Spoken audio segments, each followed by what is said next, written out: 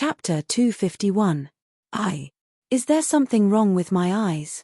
When Raito pushed Downier in front of him, most of the audience could not help but rub their eyes as if they were hallucinating.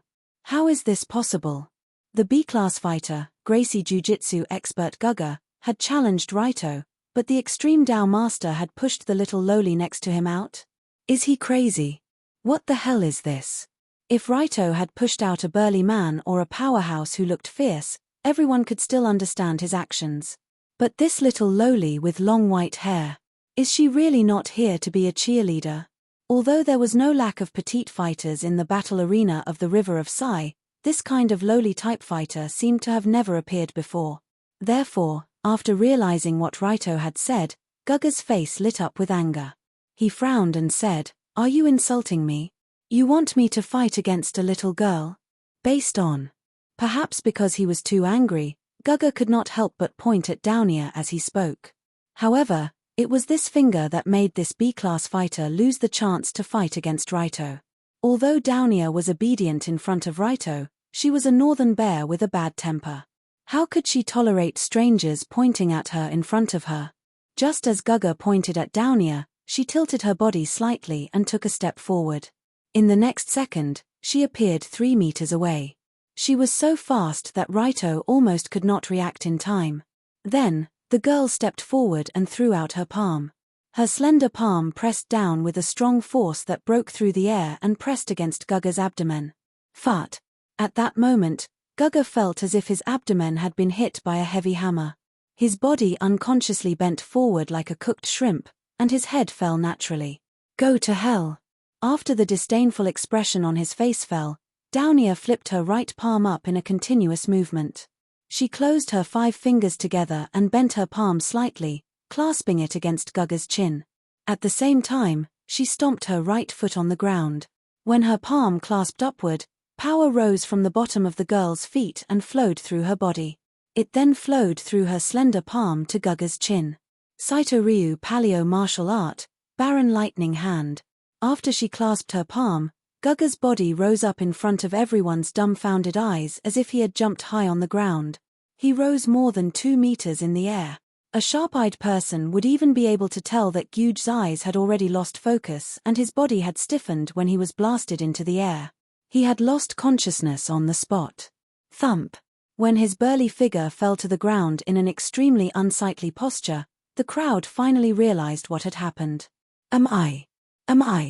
This little lowly actually sent Guga flying with a single palm and knocked him unconscious. Downier's smooth series of moves was extremely stunning. Even the flower merchant at the side couldn't help but clap his hands. Beautiful. As expected of the successor of the Saito Ryu Paleo martial arts. Although she wasn't a master, she was already quite skilled. As an information broker who sold information, the flower merchant naturally knew how the Saito Ryu Guild Hall started, and what kind of martial arts system that clan was most proficient in. On the surface, the Saito Ryu Guild Hall seemed to be an all-inclusive mixed martial arts hall. In the gymnasium, whether it was the modern martial arts such as karate, judo, kickboxing, kendo, aikido, or aikido, or the ancient martial arts such as the art of war, the art of war, the art of war, the art of water, the art of bone, the art of spear, and the art of jiu-jitsu, they all had a deep understanding of them. However, these were only martial arts that were taught to ordinary students. The core Saito Ryu Paleo martial arts was the highest mystery that only the direct descendants of the clan could learn. According to the flower merchant's knowledge, the essence of the Saito Ryu Paleo martial arts was a set of ancient martial arts system that was built with the bone arts as the core. The so-called bone technique was said to be a martial skill that had been passed down for more than 1,000 years. It was known as the country's oldest fist technique. However, compared to martial skills, this might be more inclined towards a kind of concept, a concept that allowed one's body to be used in various flexible ways. Just like the ground shrinking technique that Downier used to quickly get close to others and move as if she was gliding, it was the core of the bone arts. This kind of footwork was extremely fast, and it was extremely subtle when adjusting the center of gravity. It would give people the illusion that the ground was shortened, hence the name. It was said that after the earliest Saito Ryu master learned the bone arts, he added in the essence of many other martial arts schools. This slowly formed the current Saito-Ryu Paleo martial arts. The strength of the system was not inferior to Raito's Furumaki-style martial arts. When Dounier finished off Gyuge with one palm, the huge battle arena suddenly became silent. After all, everyone was shocked by this cute little loli. They could not imagine that her slender body actually contained such powerful strength and superb technique. Ignorant bastard. You think you can fight Long Do on your own? You are still a few hundred years away. Looking at the guy that fell on the ground, Dounier slowly raised her left hand and made a friendly middle finger gesture. It was not that Dounier looked down on her opponent, but her opponent looked down on her first. Serves him right, humph. But after Gyuge was directly put on the ground, this sudden challenge naturally came to an end. Next, it was Dounier's turn to officially fight. Ladies and gentlemen, the next battle will be between the newcomer of the C-Class group, Silver Violent Bear Saitu Dounier against Thai Tiger Park Inyong. Please stay in your seats, the battle will start soon. However, when the host announced the name of the little loli, the audience suddenly had a feeling of realization. So that's how it is, she is the daughter of Saitu Tokahiro. No wonder she dares to come here at such a young age. She must be from a martial arts family. That's for sure. How can a woman that can catch the eyes of Boss Tong be an ordinary person? But Boss Taste is a bit too immature. Will he be arrested by the police? For a time, the audience in the arena began a heated discussion about the newcomer, Dounier. But from their words, they no longer dared to look down on her. What a joke! The B-class fighter Gyuge was already carried out on a stretcher. To be able to put down the B-class fighter in one go, Dounier's strength was already beyond doubt. Who would dare to look down on her? Looking for death. But just when everyone's attention was focused on the cage, the flower merchant sitting in the audience seats discussed other things with Raito. You just said you have something to discuss with me. Is it something that even you can't solve? When Raito took the wine glass from the flower merchant, he gently took a sip of the aged wine and then asked with a smile. As the boss of the Sai River Plain, although on the surface he was just an information broker, he was also considered a big shot in the underground world. There were not many things that he could not solve by himself. Indeed there is. Have you seen this thing before? This fat and greasy-looking man nodded and took out an unremarkable piece of paper from his pocket. It was a piece of paper that was only as thick as a finger. It looked like it was made by folding a piece of paper together. It could even be called a child's toy. This is. But when Raito took the piece of paper, he slightly frowned because he already smelled the strange smell from the paper. It was the disgusting smell of paper anesthetic mixed with greed. Paper anesthetic, Rui Hui had mentioned this thing to Raito before. It was a contraband product made by soaking paper in anesthetic and letting the anesthetic be absorbed by the paper before drying it. In the headquarters of psychedelic Soburo, which had been destroyed by Long Do and his men, there were all kinds of anesthetics, and he had seen the most powerful one, which was called Hell Butterfly. Although it had been a while, Raito could still clearly remember the terrifying changes that happened to Pangasutra after consuming the Hell Butterfly. It could be described as I don't want to be a human anymore.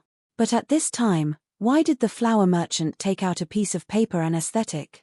You usually don't touch this kind of thing. Where did this thing come from? In fact, after the psychedelic Soburo was destroyed by you, this kind of lousy stuff has become very difficult to buy. But in the past few days, this kind of special paper anesthetic has appeared in the underground market. After taking it, the body will be greatly strengthened. What? Hearing the flower merchant's words, Raito's mind flashed back to Pangasutra's red and swollen face, as well as his crazily inflated muscles. Speaking of which, the previous Hell Butterfly was a unique product that the Soburo brothers accidentally bought from someone else. It wasn't a product that they produced. Therefore, the origin of the Hell Butterfly was still unknown. According to Rui Hui's speculation, the Hell Butterfly might be related to the Heavenly Eye Group's pharmaceutical department. But speculation was just speculation. At least until now, there was no direct evidence pointing to that group of people. And after a few months, Raito gradually forgot about this matter. But he didn't expect to see something similar in the arena today. The scariest thing was that according to the flower merchant, this thing had actually started to circulate in the underground world. Doesn't this mean, you should understand right, Raito-kun? The flower merchant slowly took out a cigar and lit it up. After taking a deep breath, he said seriously, if this thing were to circulate in large quantities, it would only cause chaos in the world. It might even spread to the surface world. I can't allow this to happen. Speaking until here, the boss of the Sai River Plain underground world couldn't help but coldly snort. His words were filled with biting cold killing intent. Chapter 252. Although in the eyes of many, the flower merchant of Sai was a typical gangster without any sense of social responsibility, that was not the case. Because he was the boss of the underground world, the flower merchant paid more attention to rules and order. In his eyes, this was one of the necessary conditions for the survival of the underground world led by the Sai River Plain. Back when psychedelic Soburo was still around, those trashy organizations were selling anesthetics everywhere. Flower merchants didn't care at all, because those people who bought and took drugs were a bunch of scumbags who didn't deserve any sympathy. They bought and took drugs from psychedelic Sanlang, but in the end, they only harmed themselves and made their deaths more ugly. It had nothing to do with the flower merchant. He was not a police officer, so he could not care about this kind of thing. But this time, the paper anesthetics that appeared in the underground market were different. This paper anesthetics would cause one's strength to increase exponentially after consumption. Moreover, it would cause one to lose consciousness and become violent and aggressive. It was like turning into a mad dog. Normal anesthetics would be fine in any way. At most, it would cause those trashy people to die faster. But if this paper anesthetics were to be widely circulated, the entire society would be in chaos. The meaning was completely different. When the society was in chaos, the underground world would be in turmoil and pressure from all sides would increase. The first to suffer would naturally be the group led by the flower merchant and Raito. Therefore, as the boss of the underground world, the flower merchant would definitely not allow this to happen. Raito naturally understood this logic. Therefore, he took a sip of wine and sneered, "Where did these things come from? Tell me, I'll deal with it." Raito knew that the flower merchant must have discussed this matter with him because he had found the source of the paper anesthetics. However, the other party might have a strong background and he could not deal with it himself. He needed to borrow Raito's power. Have you heard of the name Yingjili Pharmaceutical Company ? Yingjili? Never heard of it. Did they do this? I can't be sure at the moment. But after my informant infiltrated yesterday, he quickly lost contact. Most importantly, this pharmaceutical company is backed by a company that you are very familiar with. They are very suspicious. A company that I am very familiar with? Could it be the Heavenly Eye Group, or rather, the pharmaceutical department of the Heavenly Eye Group? This pharmaceutical company is a company under them. I see. It's you again, Eihime. Hearing this, Raito smiled as if he had met an old friend he hadn't seen for a long time. He had heard from Rui Hui that there were several large drug research bases under the pharmaceutical department of the Tianmu Group. Presumably, this Yingjili pharmaceutical company was one of them. If the paper anesthetic named Hell Butterfly was really developed by the Heavenly Eye Group, then this Yingjili pharmaceutical company must be the culprit behind the distribution of the paper anesthetic. There was no doubt about it. However, just as the flower merchant and Long Do were discussing the matter of the paper anesthetic, the battle in the iron cage not far away was gradually coming to an end. In the metal cage, the Thai tiger Park In-young's right leg was lifted up with his hip joint as the axis. His hands were clenched into fists on the side of his body.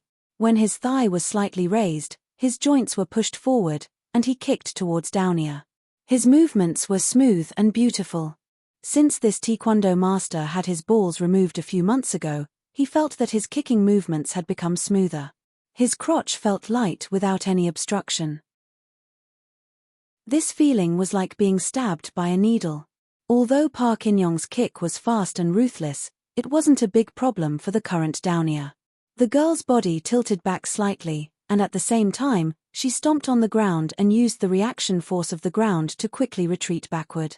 She avoided the opponent's ferocious kick by a small distance. If it was a normal battle, Downier would definitely take the blow head-on. However, before coming to the River of Sai fighting arena, Raito had deliberately told her to get used to dodging with nimble movements and try not to take the blow head-on like him. The reason why Raito could take most of the attacks head-on was mainly because he had copper skin mastery and iron bone mastery. Even bullets might not be able to penetrate his body, so he didn't care about most of the attacks. Downier, on the other hand, was different. Although she was born with high muscle density, this level of defensive ability was not enough to support such a head-on fighting style, at least not when it came to sharp weapons. Especially when she was fighting against those despicable fellows in the fighting arena. Like hiding knives in their butts, steel wires in their wrists, sulfuric acid bombs in their mouths, and so on. If Downier was used to taking the blows head-on, sooner or later, she would be unlucky to be hit by these tricks. Moreover, Downier's body was petite, and the Saito-style paleo martial arts also included the ground shrinking technique. It would be a pity if she didn't train her dodging ability properly. Therefore, it was time to start correcting her fighting style. However, not knowing if it was because she wasn't familiar with dodging yet, when she finished dodging backward, Downier's petite body staggered a little, as if she had lost her balance because of her impatient dodging action. She actually dodged my attack at the risk of losing her balance. It's over. After discovering this situation, how could Park In-young, who had decades of combat experience, let go of this opportunity? Therefore, this Thai tiger immediately took a step forward, swiftly lifting his leg over his head, a powerful downward chop aimed directly at Downier's head. The power behind this chop was extraordinary. If it were to land, it would at least cause a concussion and faint on the spot. An ordinary person might even die. Very good, I fell for it. But at the instant Park In-young lifted his leg to chop towards her, Downier's body tilted to the side like a ghost, appearing at the side of Park In-young with an incomprehensible movement pattern. Furthermore, her fist landed right in the middle of his body. Looking at her fluid movements, she didn't look like someone who had just lost her balance. Obviously, that scene was just a young girl's acting. Furumaki-style martial arts, Tiger Fall. The swift and violent fist landed directly on Park In-young's chest. The ultimate skill air tiger fall that she had learned from Raito exploded on the spot, causing this Thai tiger to suddenly stop in place. Following that, the young girl leapt up, her palm aimed at Park In-young's face, as if she wanted to blast his brain out. However, Downier's tiger fall was still not practiced enough. The time she stopped was too short, causing Park In-young to raise his arm at the last moment to block this palm that contained boundless strength. Bang! Catcher! When this seemingly light palm landed on Park In-young's arm, he felt as if his arm had been chopped by a battle axe that weighed over 100 kilograms. A sharp pain immediately seeped into his bone marrow, and a crisp cracking sound could be heard from his arm. What kind of strength is this? Is this little girl a monster? After fighting in the arena for so long, Park In-young had already trained his arm, which was specially designed to withstand attacks, to be incomparably tough. Even if he was hit with a metal rod, it would be difficult to injure him. However, Downier had only used a simple palm to shatter the bones in his arm, causing him to lose all ability to fight. Not good, not good. If this continues, I will lose. How can I lose to such a little girl? He immediately retreated a few steps, and when he reached the edge of the iron cage, Park In-young looked at his limp right arm, and a trace of determination flashed in his eyes. It wasn't that Park In-young had never lost a battle before, but losing to such a lowly was something he could never accept. Thus, he decided to sell his soul to the devil. Thus, when this man was huddled at the edge of the iron cage, he secretly took out a small piece of paper from his sleeve pocket, and stuffed it into his mouth. This action was extremely subtle, and on the surface, it looked as if he was wiping the sweat from his mouth, so it didn't attract anyone's attention. Plop, plop, plop. When that small piece of paper entered his mouth, Park In-young could only feel his heart beating like a drum. His body slowly emitted a dense fog, and a strange heat rose from every pore on his body.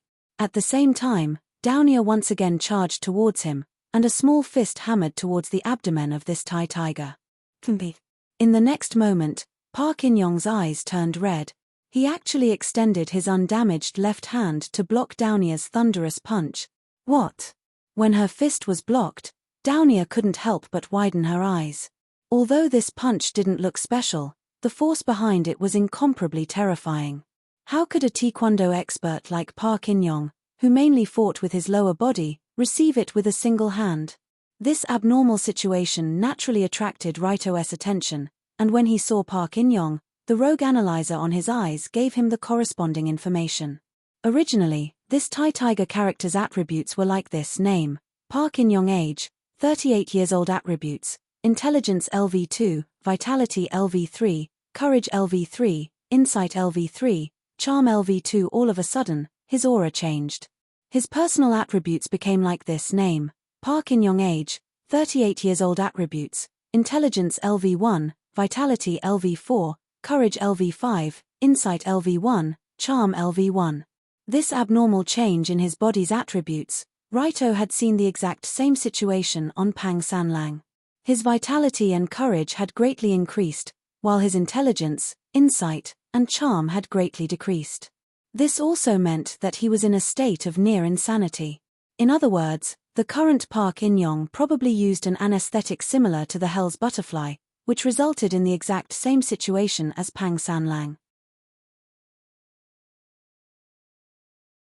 Chapter 253. He. Ha ha ha ha ha. At this time, the man in the iron cage suddenly let out a burst of laughter that sounded very creepy. The arm, which was obviously thicker than before, suddenly rose up and firmly pressed down on Downier's fist, making it impossible for her to move an inch. Oh my God! What's going on? Unknowingly, many parts of Park In-young's body also underwent the same changes, causing the audience to realize that something was wrong with this guy. His height had obviously increased, his neck, legs, and even his torso were obviously thicker. Moreover, his muscles began to bulge out of his clothes, giving the impression that he was suddenly blown up by the wind. Oh! As expected, this kind of anesthetic has really seeped into the battle arena. After seeing the strange changes in the figure in the cage, the flower merchant slightly frowned, but still sat in the same place without moving, as if he was not worried about the situation over there. Before this, there hadn't been any cases of fighters using anesthetics to fight in the arena. However, that didn't mean that it wouldn't happen in the future. For example, Pu Renyong had used that kind of anesthetics today. Actually, if one thought about it carefully, this was to be expected. After all, the biggest benefit of the Hell Butterfly was that it could make people stronger quickly, and it was a natural attraction for fighters who fought in underground fights here. This was also one of the reasons why the flower merchant wanted to get rid of the anesthetic as soon as possible. Otherwise, if the fighters in the battle arena started to use anesthetic in the middle of a fight, then there would be no way to continue the competition, and it might even become a showcase for the Hell Butterfly. Flower merchant, is it okay for me to make a move here? After confirming that Park In-young was showing signs of using the Hell Butterfly, Raito slowly stood up from his chair. He clenched his fists, and the joints on his body crackled like beans, clearly a sign that he was ready to make a move. Under normal circumstances, Park In-young would not be Downier's opponent, but with the Hell Butterfly buff, that might not be the case. Especially since they were fighting in a cage match, the narrow space was suitable for those with monstrous strength. For Downier, it could be said that she was in an absolutely disadvantageous position, and if left alone, something bad would definitely happen. As you wish, this is no longer a normal match anyway. The flower merchant made a pleased gesture to Raito, then raised his wine glass and looked at the cage. At this moment, Downier, who was in the cage, was in the midst of a very difficult struggle. Her slender fist was being held by Park In-young's hand, which was as hard as a rock. No matter how hard she tried, she could not break free, and it was really annoying. In all her life, there were not many opponents who could be on par with Downier in terms of strength, or even stronger. This was the first time this silver violent bear, who was used to using strength to crush her opponents, felt inferior. But even so, when she felt that Raito was walking towards her, Downier shouted without turning her head, "Don't interfere. I haven't lost yet. This guy's situation is not right, can't you feel it?" "I know, but even so, this guy is still my hunt." Downier originally wanted to say this guy is also my hunt, But before she could finish her sentence, her petite body suddenly rose into the air. In an instant, she was more than 2 meters in the air. Oh! The audience suddenly screamed in surprise, because the mutated Park In-young actually lifted Downia up with one hand. Furthermore, he lifted her above his head. Generally speaking, lifting a petite lowly above one's head was not a difficult task, but the problem was that Downia's body weighed more than 200 kilograms, and her strength was also very strong. This was fully demonstrated in the previous battle. But in front of the mutated Park In-young, Downia was as light as a piece of paper. She was lifted above her head with one hand without any resistance, and then violently smashed into the ground in front of her. Boom! Accompanied by a strong muffled sound and an explosion, it sounded at the same time. Downia's body directly smashed into the ground, creating a huge crater. Even with the naked eye, one could see the scene of crushed stones and dust flying everywhere. Beautiful! But even so, Raito slightly nodded his head. This was because he could clearly see that when Downia's body was smashed into the ground, she had promptly contracted her muscles to minimize the impact of the smash, causing her to not lose consciousness. So painful, scoundrel. After quickly adjusting her body's condition, Downia hurriedly rolled to the side, barely dodging Park In-young's stomp that was enough to create a huge crater in the ground. With your figure, when dealing with such a big guy, you have to aim for his knee joint, and first deprive him of his mobility. Seeing that Downia seemed to want to deal with her opponent alone, Raito, who was standing beside the metal cage, reminded her. Although Downia did not reply, she quickly rushed forward towards the mutated Park In-young's huge hand. The huge fan-like claws that were filled with immense strength swept past, sweeping off a few silver strands from Downia's forehead.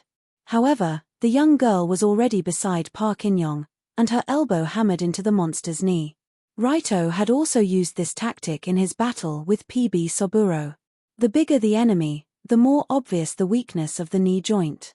This was especially suitable for a small person like Downia to launch an attack. When Park In-young's knee bent, his entire body unconsciously bent forward in a half-kneeling position. Downia took advantage of the momentum to step onto the inside of the metal cage, and with an exquisite triangular leap, she was directly above the man's hair. The young girl's slender body was light and graceful, but when her 2 palms pressed down in midair, the momentum was incomparably vast. Like a solid mountain, it pressed down on the back of Park In-young's neck. Saito Awai Paleo Art, 1,000-kilogram rock fall. As Downia's palms pressed down from midair, they pressed down on the back of Park In-young's neck. Air currents surged from her palms, and at the same time, there was a crisp sound of something being crushed. Plop! When Downia landed on the ground, the dust had already settled. Park In-young's tall and sturdy body fell forward like a soft noodle, and did not wake up again, breaking the enemy's pivot bone from the back of the neck. Impressive, I seemed to have underestimated her.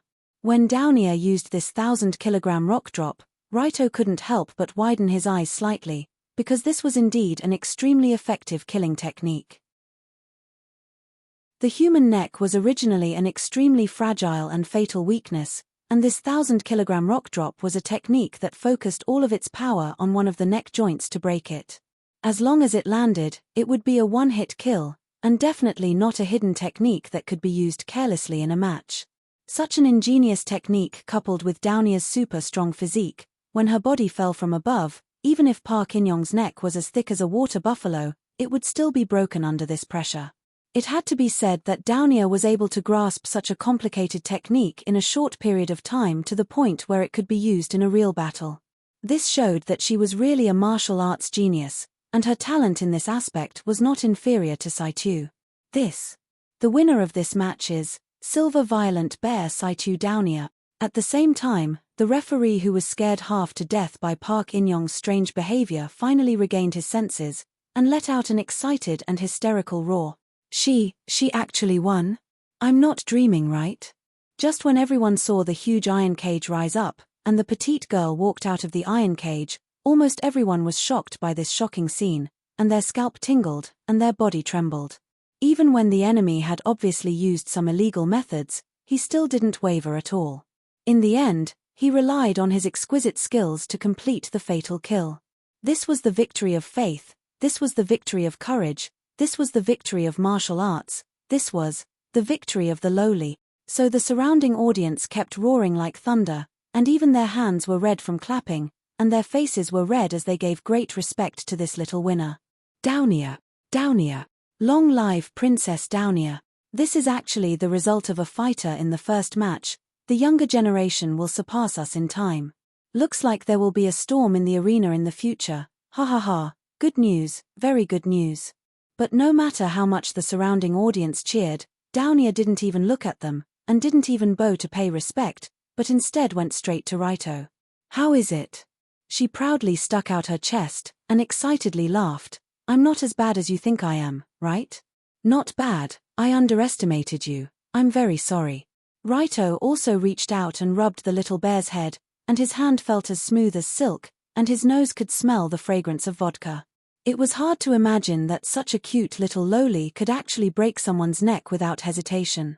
After the dust of this match settled, Raito brought Downier back to the florist's office. Those three guys are. But just as Raito stepped out of the elevator, three familiar figures appeared in front of him. The three of them were wearing the same trench coat and sunglasses, and they looked like they didn't walk the path of the common people. It was obvious at a glance that they were different from the normal people on the surface. Back to the topic. The florist also explained in a timely manner, this time, the mission to investigate the Yingjili pharmaceutical company is quite dangerous, so I tried my best to find a few helpers for you. I don't think you need me to introduce these three, right? Indeed, I don't need you to introduce them. We've been through life and death with this little brother, right? In this slightly dark underground passage, the leader of the Amon clan, Amon Ichi, slowly walked over, and extended his hand of friendship to Raito.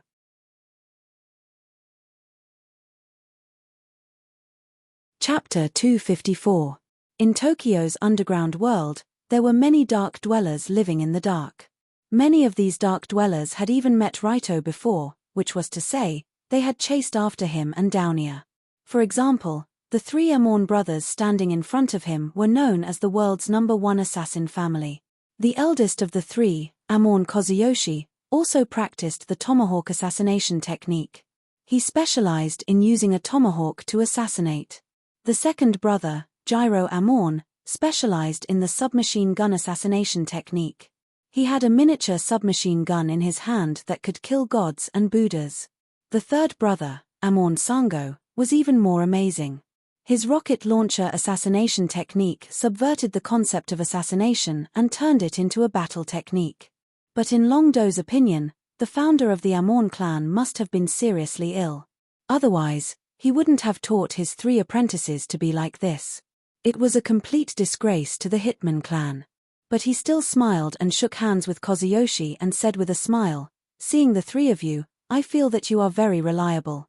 Although the occupation of the three Amon brothers and their style of doing things was somewhat different, it was undeniable that the strength of these three Amon brothers was very strong. Other than Bosichia, both Jiro and Sono had killed Ryudo once.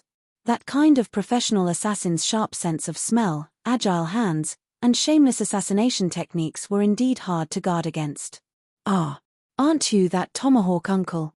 Just when Raito shook hands with Kozuyoshi, Downier also recognized this tomahawk uncle. "Yo, kid, I saw your match just now. You played really well." At this time, Kozuyoshi turned to Downier and nodded with a tone of praise. Normally, Kozuyoshi looked very kind, but when she remembered the night when he chased after Raito and Downier with 2 tomahawks, Downier couldn't help but shiver. So she quietly asked Raito, "Are these 3 guys okay? They chased after us for a long time. Don't take it to heart." Raito reached out and patted Downier's head. He smiled and said, "Being an assassin is just a profession. In essence, we don't have any enmity with our targets." Although Raito was indeed assassinated by the Amon clan before, he didn't feel that it was a grudge. After all, assassins were like this, they would kill whoever paid them, just like a tool. The person who had offered a bounty on Raito was the deputy head of the Heavenly Eye Group. Secret Department, Misty Ghost. That guy was already dead, so there was no point in mentioning this matter again. Immediately, Jiro Amon walked over from behind and said with a smile, "Well said." as expected of the new leader of Tokyo's JID. You're really broad-minded. It's been a pleasure working with you this time. Sono, who once used a rocket launcher to blast Raito into the sky, also nodded. Seeing that the team that attacked the Yingjili Pharmaceutical Company had finished gathering, the flower merchant said to the four of them, "Now, my people will send the four of you to the outskirts of the pharmaceutical company. This time, your mission is to find out the truth as much as possible. If the paper anesthetic really came from there, raze that damned place to the ground." Hearing this, Long Do sneered and added another sentence. "That's right, flatten that place, don't even leave a piece of the wall for those bastards from the Heavenly Eye Group. We have to let them know that the underground world is not their garbage dump. Whoa, whoa, whoa. Flatten that place. Don't even leave a piece of the wall." Suddenly, the three Amorn brothers also began to shout. They didn't look like the legendary assassins at all. Instead, they looked more like a group of hooligans who came out to loot. Although, that wasn't too far from it. But seeing that Raito was planning to go with the three Amorn brothers to check out the situation of the Yingjili Pharmaceutical Company, Downia on the side started to panic. She quickly asked, "Wait? You four? What about me?" The flower merchant said to the little princess, "You can stay in the Sai River Plain. There are a lot of fun things to do here, or you can continue to play in the competition." No, I want to go with them. Why are you making me stay? Are you looking down on me? It's okay, flower merchant, take her with you, I will look after her. Just when Downia was arguing, Raito took the initiative to hold Downia's hand and agreed to take her with him on this dangerous mission. After all, the Yingjili Pharmaceutical Company was the territory of the Heavenly Eye Group, and the flower merchant's informant had already lost contact with them, so there might be unpredictable dangers there. But so what? At least from the Iron Cage competition just now, Downia's maturity, determination, and strength all exceeded Raito's expectations. She was no longer a little princess that needed to be protected, but a companion that could fight side by side. Raito now thought so, and this was the greatest respect he had for Downia. Okay. Seeing that Raito supported her, Downia's face lit up with a smile. Seeing that Raito also agreed to Downia's participation, the flower merchant couldn't say anything else, and could only personally send the 5 people outside to an inconspicuous, even a little dirty-looking van. "I wish you all good luck in martial arts." When the van was about to leave, the flower merchant standing at the back nodded to Raito and the others. "Don't worry, starting tomorrow morning, those messy paper anesthetics will no longer exist." Raito also nodded to the flower merchant, and then reminded the driver in front to drive. The group of people majestically drove to the Yingjili Pharmaceutical Company in the suburbs. The vast majority of pharmaceutical companies were built in relatively remote areas. Especially pharmaceutical companies under the Heavenly Eye Group, because they did some unpresentable work, they didn't dare to build a factory in the downtown area. Not long after, the small van arrived outside a large factory 20 to 30 kilometers away from the suburbs of Tokyo under the cover of the night. It was now late at night, and the moonlight in the night sky provided an inconspicuous light source, and the building in front of them that was surrounded by a 3-meter-high iron fence was only dimly lit. An ordinary factory in the wilderness, if one didn't know that this was the so-called Yingjili Pharmaceutical Company, then most people who passed by here would have this impression of this place. When the 5 of them arrived at the 3-meter-high iron fence at the edge of the factory, Amorn Sango directly walked over and squatted down with his back against the fence. He reached out and made a lifting gesture.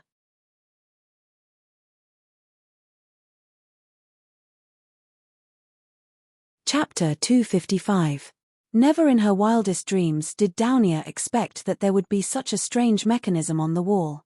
This was clearly the interior of a modern company, but why was it like the legendary ninja's room? Pressing the wall with one's hand would cause one to flip over. At this time, Downia was about to turn around and say to Raito and the others, "Come and see what's going on here." But before she could say anything, she had already fallen in. She couldn't react at all. What the hell is this? The moment she fell in, the originally flipped wall immediately closed from the inside. Downia's body slid down like a slide. When she was sliding down, Downia instinctively reached out and grabbed the wall next to her, trying to stop herself from sliding down, but the wall next to her was slippery. There was no point to stop her falling. Whoosh! Just like this, the girl was like playing on a slide in the park. She quickly slid down from this secret passage, until she fell on a soft cushion. After Downia completely disappeared, Raito and the others also realized that the little princess actually disappeared while walking. Downia! Where is she? Suddenly, Raito glanced around in confusion and frowned slightly. Because Downia was walking at the back of the team, Raito didn't keep an eye on her situation. Just now, everyone only heard a slight mechanical sound, then the girl suddenly disappeared. Ichiya and the other three also quickly walked back and searched on the wall where Downia disappeared. There seems to be a secret passage here. The young mistress must have fallen into it. It seems to lead to some underground space. After knocking on the wall, Gyro knocked out an obvious hollow movement from one of the walls. It also solved the mystery of Downia's sudden disappearance. There was a special mark on the map that the florist got before. There seemed to be an underground building under this company. It should be the nest of the Tianmu Group, pharmaceutical department for some illegal research. Because of this, it seemed that there were many secret doors in this building. The secret door that could directly lead to the underground building from the building on the ground could make it convenient for the group of researchers to come and go at any time. Then let's follow the secret passage. In theory, we should be able to catch up soon. Originally, Gyro wanted to say we should be able to catch up with Miss Downia soon. But before he finished his words, there was a sudden loud alarm around them. Beep beep, beep beep, beep beep, beep beep. Not sure if it was because of Downia's movement or because the group of 5 stayed here for too long. In short, the surrounding alarms suddenly sounded. There was also a burst of chaotic footsteps in the corridor not far away. At this moment, Gyro hurriedly pushed the wall, but the wall did not move. It seemed to be designed to lock from the inside if an accident happened. Well, now we are in big trouble, humph. Looking at the group of armed guards rushing out of the corner not far away, Yamanichi couldn't help but snort coldly. In that case, let's just kill them. After all, they are in the basement. Catcher. Speaking of this, Amon Gyro took out his dual submachine gun from his trench coat, Ichi also took out his dual battle axe, and Sango carried a small rocket launcher on his shoulder. Although the Amon family's stealth skills are indeed very professional, this is not their favorite assassination method. Like Raito, the best assassination method of these 3 top assassins is to break in openly and kill all the enemies in sight. Downia, don't let anything happen to you, or I will have to kill myself and start all over again. Just as Raito and the 3 Amon brothers rushed into the group of armed guards and started killing, he was thinking about Downia's current situation. But for Downia, her situation wasn't that bad. At the very least, it was much better than Long Do's situation. She didn't have to be pointed at by hundreds of people. After Downia landed on the other side of the chute, her body fell on a soft cushion, and then a small dark room appeared in front of her. What the hell is this place? Downia looked up and saw that the chute she fell on has already closed. Obviously, it is impossible for her to go back the way she came. In desperation, she could only walk towards the door at the end of the small room and carefully opened the door. After opening the door, Downia saw several narrow corridors. In front, left, and right, there are a total of 3 paths. The end of each path is dark, just like the underground tunnel Downia went through before. At this time, should men on the left and women on the right? Lowly in the middle? Thinking that she is still a lowly, Downia walked towards the middle path with her head held high. Although she doesn't know where this place is, since it is the enemy's nest, she has to walk out with her imposing manner.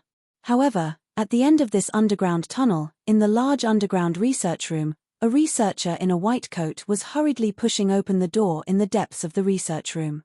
What's the matter? Why are you in such a hurry? When the researcher quickly pushed the door open and walked in, the head of the pharmaceutical department of the Heavenly Eye Group, Hades, who was originally looking at the information in front of the computer, raised his head and looked at one of the researchers in the underground base with a dissatisfied gaze. Yomi is a middle-aged man with light yellow pupils like a snake. Due to overthinking, The hair on the top of his head has long fallen out. However, the hair around his head is still there. At first glance, it looks like a chicken's nest on his head. However, the reason why he was thinking was not because of his duty as a researcher to think about how to save people. Instead, he was thinking about how to break through the limits of trash like humans. Many years ago, Yomi was once a famous professor, a big shot in the field of biopharmaceutical engineering that was considered worthy of the Nobel Prize. However, for some reason, one day, he suddenly abandoned everything. He left behind a letter and disappeared without a trace. He never appeared in front of the public again. And in the letter that Yomi left behind, she wrote, "I've learned one thing in my short life. The more I study science, the more I'll discover that there's a limit to human abilities, unless I surpass human abilities." It was a sentence filled with deep meaning. Of course, no one knew that the reason why Huang Quan left the medical world was because he met a woman. He met a woman who had the same vision as him. She believed that humans were as weak as trash, and she hoped that she could make humans stand up. Just like that, under Eiheim's invitation, Yomi became the head of the pharmaceutical department of the Tianmu Group. Over the years, he used his top-notch ability in biopharmaceutical engineering to make countless superhuman drugs. As for the hell butterfly that was developed not long ago, it was a relatively successful batch of drugs. It was also a batch that Yomi was slightly satisfied with.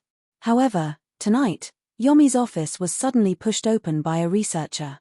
That person said in a panicked tone, "Lord Yomi, not good, there are intruders." Intruders? If there are intruders, just arrange for the guards to deal with them. Why are you panicking? Although he was usually only responsible for research and didn't care much about other trivial matters, Yomi also knew that there were hundreds of guards in the Yingjili Pharmaceutical Company. Although these staff members looked like ordinary guards on the surface, they were actually well-trained mercenaries. Their combat strength was so strong that it wouldn't be a problem to send them to the battlefield in the Middle East. No matter how many ordinary invaders there were, it would be suicide. Unexpectedly, the researcher swallowed a mouthful of saliva and reported in an awkward tone, "Lord Nether. That, the guards can't stop them at all. Those people are about to reach the basement." What? The moment he heard this, the chicken coop on Yomi's head almost stood up. Are you kidding me? What are the guards doing? They can't even stop a few people. Those intruders look like monsters. They're, what are they doing? They are chasing after our guards and beating them up. Our people have been completely defeated. They have begun a frantic and disorderly retreat. When he mentioned the scene he saw from the surveillance camera, the researcher's face was a little pale. Am I dreaming? Forget it, let's leave first. Hearing this, the corner of Huang Quan's mouth twitched slightly, but she still quickly sighed and stood up, preparing to run. No, this was not running, it was a strategic retreat. In the case of an enemy invasion, Yomi, as the head of the Heavenly Eye Group's pharmaceutical department, naturally couldn't fight the enemy here. After all, he was a researcher and couldn't even truss a chicken. Just as Yomi packed up and was about to run, the researcher continued to ask, "What about the things in the base that can't be taken away? Prepare to activate the emergency blasting device and blow up the whole place." Emergency blasting. Blasting? But there are still a lot of guards alive up there. MPH. The most important thing is that the research data and instruments here can't be leaked to the intruders. As for those guys, if they die, then they die. They can be buried with the intruders. Speaking up to this point, Huang Quan sneered and took out a glass bottle the size of a mineral water from a special safe under the table. The most important thing in this base was the hell butterfly. Original solution in this ice crystal glass bottle. So far, all the hell butterfly made into anesthetic were made from this bottle of original solution after diluting it hundreds of thousands of times. This kind of original solution was very troublesome to preserve. It had to be placed in a special bottle to not lose its efficacy, but that special bottle was very fragile, so it usually had to be locked in a special safe. But as long as this bottle was fine, then Yomi could make as many hell butterflies as he wanted. That's right, as long as this bottle was fine. Boom. But just as he picked up the glass bottle and was about to put it in the storage box, The office door was kicked open with a loud bang. Then, a white petite figure pounced on Yomi like lightning. Bang! Then, with a crisp explosion, Yomi was pressed on the table, and the bottle in his hand fell to the ground. The liquid inside flowed all over the floor.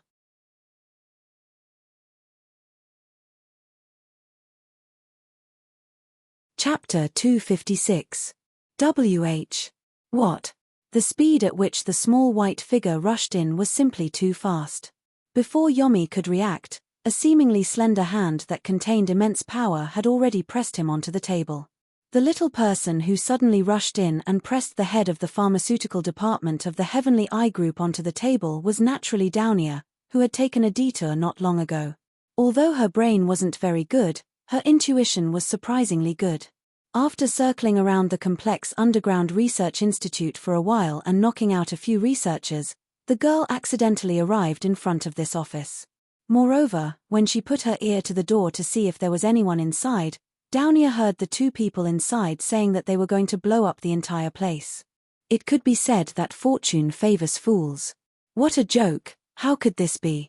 Raito and the three Amorn brothers were still above. If the entire building was blown up, wouldn't the four of them turn into mud? Therefore, Downia didn't hesitate to act. She kicked open the door in a way that Colored Glaze couldn't be more envious of, and then rushed towards Yellow Springs as fast as she could, and pressed the old man down on the table. After succeeding, Downia couldn't help but ridicule, "Old man. What did you just say?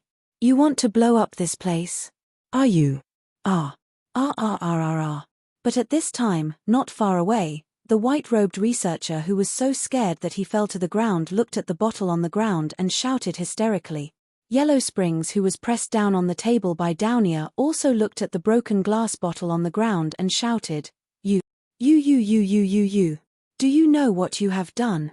Logically speaking, Yellow Springs should be held hostage by this little intruder, but he didn't even look at Downia, and instead looked at the broken glass bottle on the ground with eyes that were about to pop out of their sockets. Within the broken glass bottle, the red liquid was slowly flowing on the ground, and it was evaporating at a speed visible to the naked eye. A strange crimson mist rose from the ground. Suddenly, a strange smell filled the office. How should this smell be described? Just like asphalt mixed with paint and glycerin, this liquid was then heated up to make it rise, causing the mist to rush into people's noses like sharp swords. Downia also smelled the strange smell coming from the ground, and she hurriedly covered her mouth with one hand, while the other hand pressed down on Yellow Springs firmly, and shouted, "What the hell is this? Why is the smell so pungent? Let me go. This is the liquid of the hell butterfly. One drop is enough to kill a person, and it can be absorbed by breathing the air. If we stay here, we will all turn into monsters." Although Huang Quan's strength was no match for Downia's monstrous strength, the old man still struggled desperately to get up from the table and escape. After all, as the instigator of the hell butterfly, Yellow Springs knew very well how amazing the effect of the liquid was. Recently, they deliberately circulated the hell butterfly to collect information, but it was just a paper anesthetic made from diluted liquid that was hundreds of thousands of times diluted, but it was enough to kill after consuming it. And now, the liquid that was spilled in the office was the real deal, and it wasn't diluted at all. If a person breathed in a few mouthfuls, what kind of monster would they turn into? Even Yellow Springs couldn't imagine it. But when she heard Yellow Springs' words, Downia sneered, "Rotten old man, do you think I'm an idiot? How can a few mouthfuls turn a person into a monster in this world? Woo woo. Woo woo woo woo." Before Downia finished speaking, the researcher in the white coat let out a beast-like scream, and then the red muscles all over his body swelled. It directly burst the white coat that originally fit him. At the same time, the man's eyes flickered with a red light, and his expression became incomparably ferocious. Under the contrast of the red mist around him, he looked like a demon from hell. "Sorry, it seems like there really is one." The moment she reacted, Downia stared blankly at the special glass bottle that fell on the ground, and then felt her scalp go numb, and her body flew out of the office. "Run! Run! Run! Run quickly, or else you'll turn into a monster."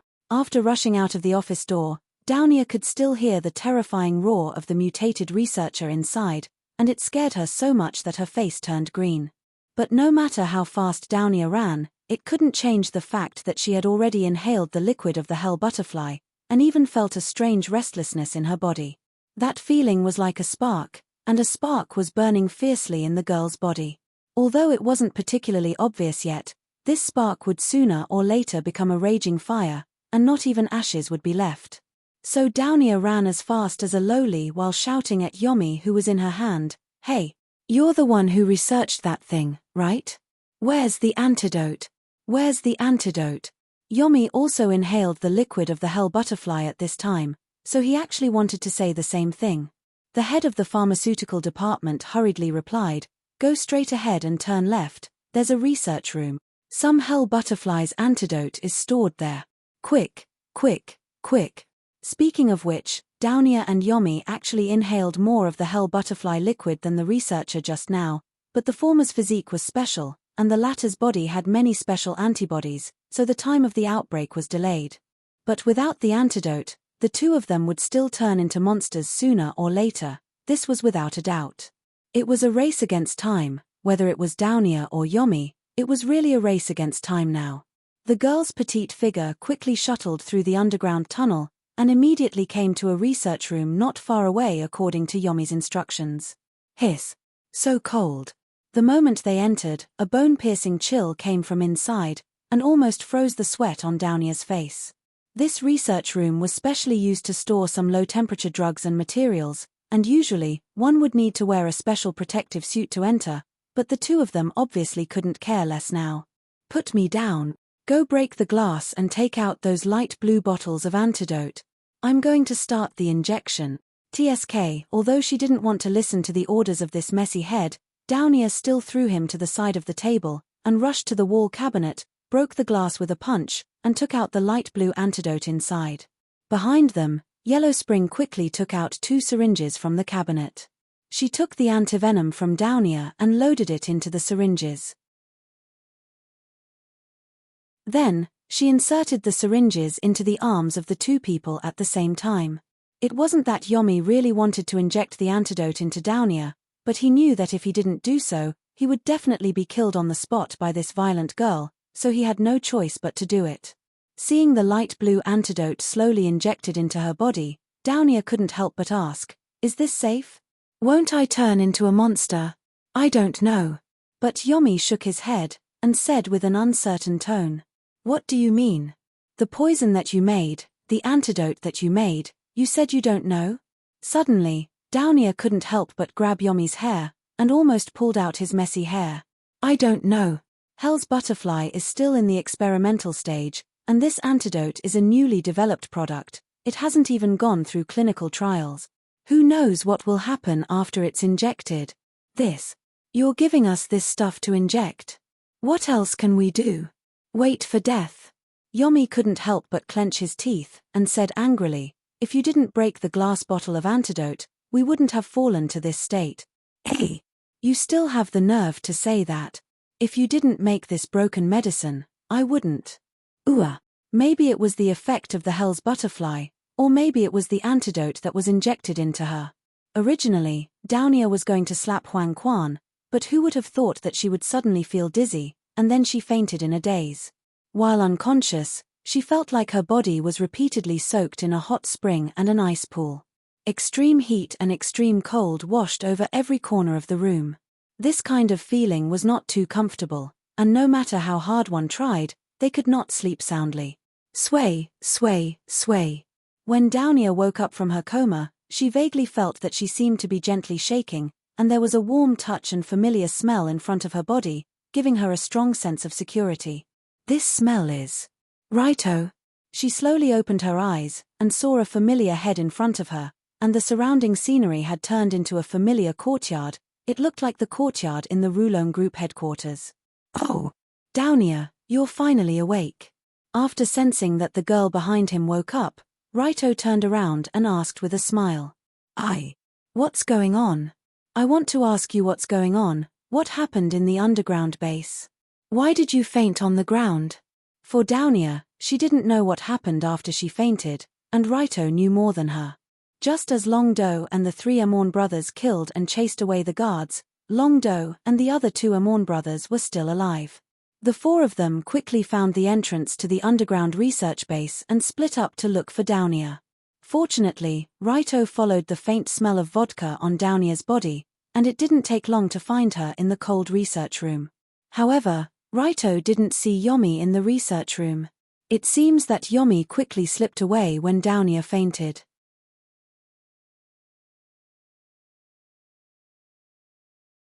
Chapter 257.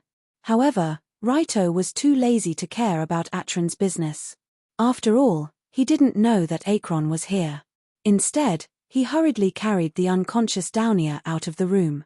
When he rescued Downia, Raito also checked her body and didn't find anything wrong with her. She was just a little cold after being in the freezer for a short period of time. Therefore, he didn't choose to commit suicide to save her.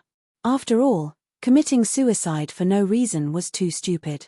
Unless there was no other choice, there was no need to do so. As for the 3 Amen brothers, they found a lot of anesthetic in the underground research facility that hadn't been transported out yet, as well as a large monster that was full of hell butterflies. What the hell is that? When Amen saw the monster smashing around Atron's office across the corridor, he also showed a puzzled expression. I don't know. Let's leave first. This place doesn't seem right. Because they didn't know what kind of monster was hiding in this research facility, the 3 Amen brothers didn't continue to search after meeting up with Long Do. Instead, they directly buried a bomb and blew up the research facility along with the monster. Boom! With a loud explosion, the Yingjili pharmaceutical company in the suburbs became history, and countless crimes were buried under a large pile of debris. After the 5 of them successfully evacuated, the source of anesthetic in the underground market was completely cut off. Now, they only needed to seize the remaining batch. That was the job of the flower merchant, and it didn't have much to do with Raito. You can rest here tonight. I'll call your father. After explaining what happened, Raito carried Downia to the guest room and gently put her down on the bed, letting her have a good night's rest. Although he didn't know what happened, from Downia's expression, she seemed to be a little tired, and her expression was very complicated. She should have a good rest. However, just as Raito was about to put the girl down and let her rest, Downia reached out and grabbed his wrist. Actually. Under the dim light, Downia stuttered as if she wanted to say something, but she didn't know what to say. Although Raito didn't know what happened before, Downia remembered it clearly. She was infected by the hell butterfly, and although she was injected with the antivenom, there was still no guarantee that she wouldn't mutate. After waking up, Downia felt that the strange restlessness in her body was gone, but even so, she couldn't be sure that she was fine. Therefore, she was in a dilemma. On one hand, Downia wanted to tell Raito what happened to her, but on the other hand, she was afraid to tell anyone. She was even afraid that Raito look at her like a monster. Naturally, Long Do noticed her bashful attitude. So, and he asked, "Concerns, is there anything? There's something? If, let's go see a doctor. Well, seeing a doctor may not help. Then you have to tell me exactly what happened. Hurry up, don't drag it out." Okay. After swallowing a mouthful of saliva, Downia said in a trembling voice, "Actually, I seem to have inhaled something strange." The old man in the white coat said it's the hell butterfly's liquid, and after inhaling it, I'll become a monster. What? When he heard Downia's words, Raito was stunned for a second, then he bounced up from the ground. It was obvious how excited he was. Is there a mistake? Downia inhaled the hell butterfly? Raito didn't know what the so-called liquid was, but from the name, it should be a drug used to make the hell butterfly. The effect was definitely much stronger than a simple anesthetic. And Downia actually inhaled that thing? Doesn't that mean she'll become a monster? That's not right. When he thought of this, Raito was very excited, but he immediately glanced at Downia, and immediately realized that something seemed to be wrong. Logically speaking, after a human consumed the hell butterfly, there should be a quick change.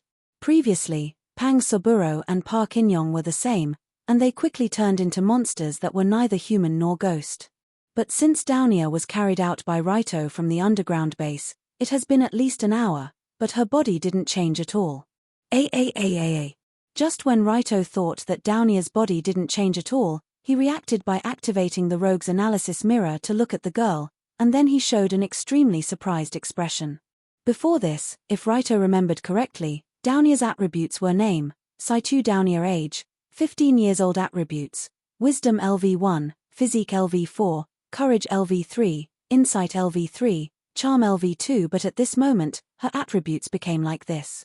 Name, Saitu Downia age, 15 years old attributes, Wisdom LV1, Physique LV5, Courage LV3, Insight LV3, Charm LV2. What's going on? Did she take the wrong medicine? Without any changes in other attributes, Downia's physical ability actually reached the level of LV5 Physique, Extreme Superman? What does this mean? After swallowing a mouthful of saliva, Raito reached out and held Downia's hand, and said seriously, "Try to hold my hand with all your strength, you must use all your strength." Use all my strength?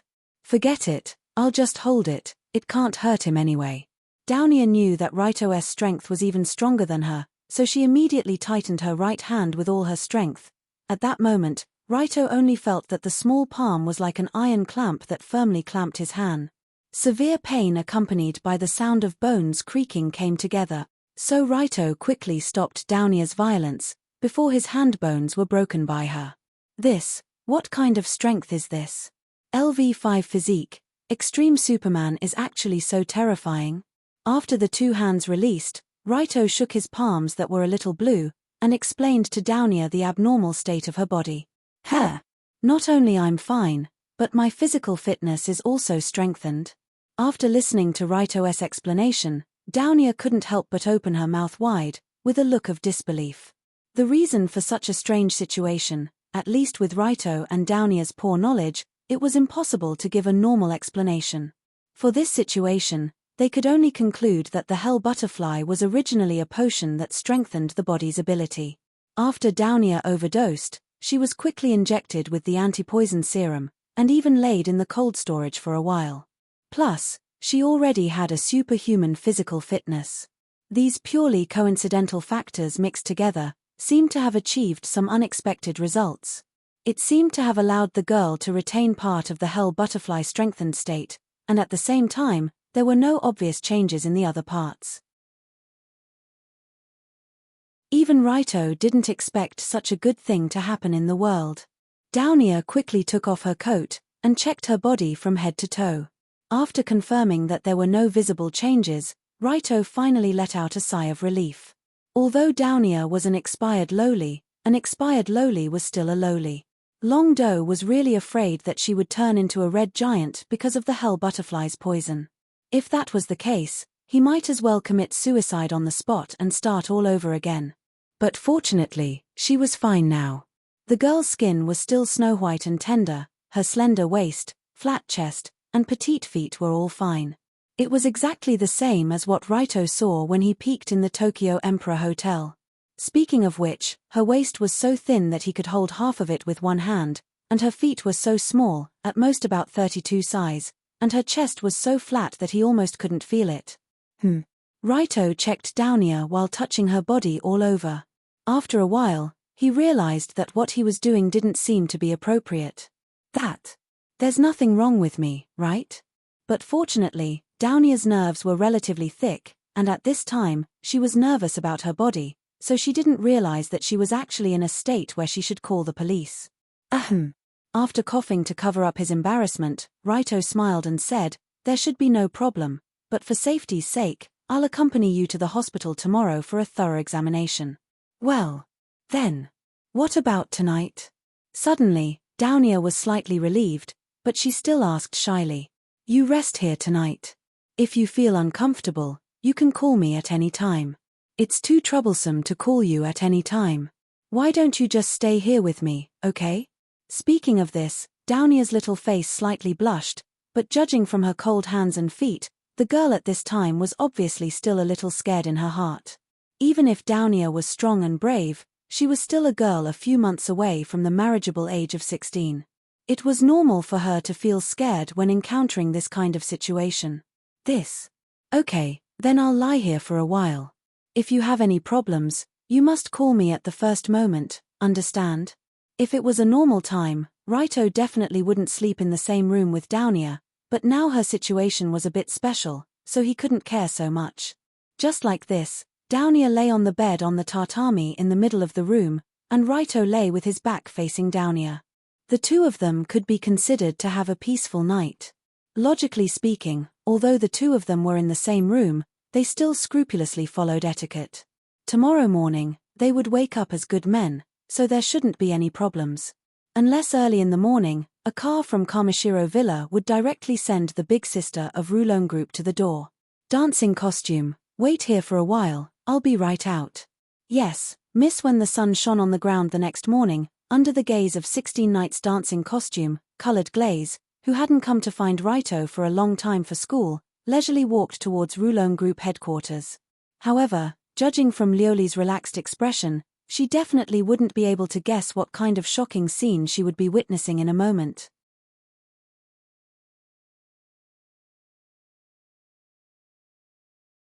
Chapter 258.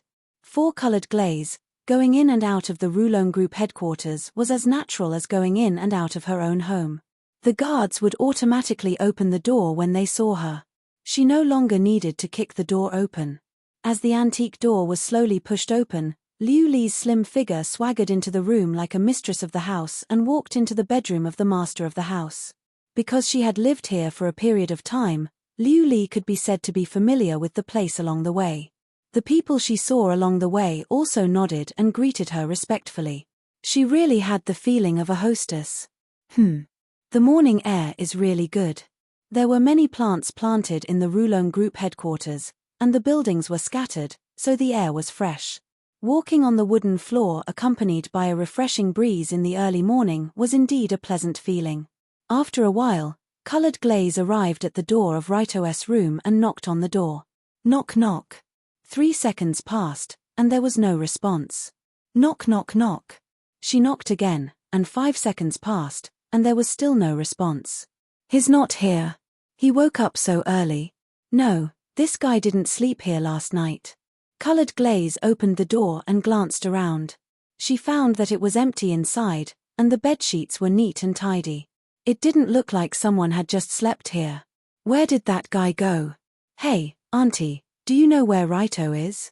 Just as colored glaze was wondering why Raito disappeared so early in the morning, an auntie in charge of cleaning walked by, so she stopped her and asked. This. The auntie seemed to be hesitant, but she still reported, last night, the young master seemed to be resting at the Shura room. I don't know anything else. Shura room? Why did he choose to sleep in the guest room instead of his own bedroom? Hearing this, colored glaze thanked the auntie and walked towards the Shura room. Because of the special nature of the dragon group, the names of the rooms inside were also very much like a Chunibya style. Between Rakshasas, between hell, between demons, between yakshas. In colored glaze's eyes, these names were fucking ridiculous. Who would want to stay in a guest room like this? The cabinets would probably move by themselves at night. Coincidentally, the place where Raito stayed last night was the legendary Shura's room. This name was very appropriate. Just like that, colored glaze quietly walked in the direction of Shura's room. Her footsteps were careful and cautious, and she made almost no sound, as if she wanted to scare someone. Speaking of which, I haven't come to look for him recently. He must be lonely by himself. Well, I didn't come here because I wanted to see him. I didn't come here because I wanted to go to school with him. I just wanted to give this guy a little benefit so that I could tie him down tightly. Well, that's it. After standing at the door and making up her mind, colored glaze pushed open the door and walked into the bedroom of Shura's room. Because it was early in the morning, the lights in the room were not turned on. Only a faint light penetrated through the door. What appeared in front of her was an exquisite little room. In the middle of the living room, she could vaguely see a bed placed on a tatami. There was a large bulge on the bed. It was obvious that someone was lying on top of it and resting. Oh, hey, who is it? When colored glaze pushed open the door and walked in, Raito, who was lying on the bed, finally woke up. He then asked in a surprised tone. But the moment he woke up, Raito first let out a cry of surprise. The reason for the cry was obviously because he found another big problem. He found a big problem. What? What is this? It can't be. After rubbing his eyes, Raito looked at the unnatural bulge under the quilt. He then felt the warmth and heaviness on his legs and waist. Only then did he finally realize what happened. If it was just a problem under the quilt, it wouldn't be a big problem. The real problem was that colored glaze actually walked in at this time without saying anything. Damn it. Suddenly, a few drops of cold sweat fell from Raito's forehead. He looked like a heartless man who was about to be found out by his wife. But colored glaze didn't seem to notice Raito's strangeness. She chuckled and said, "It's me. Why don't you sleep in the room and sleep in the guest room?" As she spoke, she walked in and opened the curtain next to her. Whoosh! The sunlight poured into the room along with the breeze. At the same time, it also shone on Raito's face that was covered in cold sweat. It was just a moment of interest, just a moment of interest. Can you go out first? I'm going to change my clothes. Gulp. After the window was opened, Raito swallowed a mouthful of saliva. But he still forced himself to remain calm and tried to chase colored glaze out of the room first. Okay, who wants to see you change? Strange. Why does this guy's quilt feel strange? It seems to be especially bulging. Because the curtains were opened, the light in the room was brighter. When colored glaze turned to look at Raito, she also noticed the abnormality on the bed. At this time, the lower half of this guy's body was covered in the bulging quilt. Only his upper body in messy casual clothes could be seen. Under normal circumstances, it was unlikely that he would wear such clothes to sleep. Not only was his collar messy, but there were also some slight claw marks on his cheeks, neck, and chest that were exposed. That's right. Claw marks. Although Raito himself didn't notice it, colored glaze saw the strange marks on his body. Was he scratched by a cat? It can't be, right? Raito didn't have a cat, and the distance between these claw marks was much larger than a cat's. It looked like... Hey! Instantly, colored glaze's body froze. She seemed to have thought of a scene that she often saw in TV dramas or novels. And the name of that scene was Catching an Adulterer in Bed. Impossible, impossible. That guy Raito wouldn't do such a thing. Colored glaze didn't want to think too much about it, but the unnatural bulge on the bed, Raito's sneaky expression, and the fact that he suddenly moved to the guest room, had claw marks on his body, and his clothes were messy. It was hard not to think too much about it. Just as colored glaze was thinking, Raito obviously panicked. He tried his best to put on an embarrassed expression and laughed awkwardly. Miss Colored Glaze. I really need to change my clothes, okay? Is that so? Then I'll help you change. In the next moment, Colored Glaze's lips curved into a sweet smile. This smile was like a punch to Raito's face. He hurriedly waved his hand and said, No, how can I do that? Don't say that. Didn't you say that you'll marry me in a year? Then we'll be considered as an engaged couple. Isn't it the wife's duty to change her husband's clothes? Looking at Colored Glaze's virtuous wifey expression and graceful movements, Raito would be very happy if it was any other time. But now he could only sweat and say, yes. It's like that, but right now I'm a little, Just as Raito was desperately trying to find a way to dodge it, a soft moan suddenly came from under his blanket. This sound was made by a woman, and it seemed that the woman was still in a half-awake state. The moment she heard this sound, Colored Glaze's mouth stretched into a few angles. It looked like she was smiling even more brightly, but there was no smile in her eyes. Liu. Colored Glaze. Actually, I've been practicing ventriloquism recently. Would you believe me? What do you think?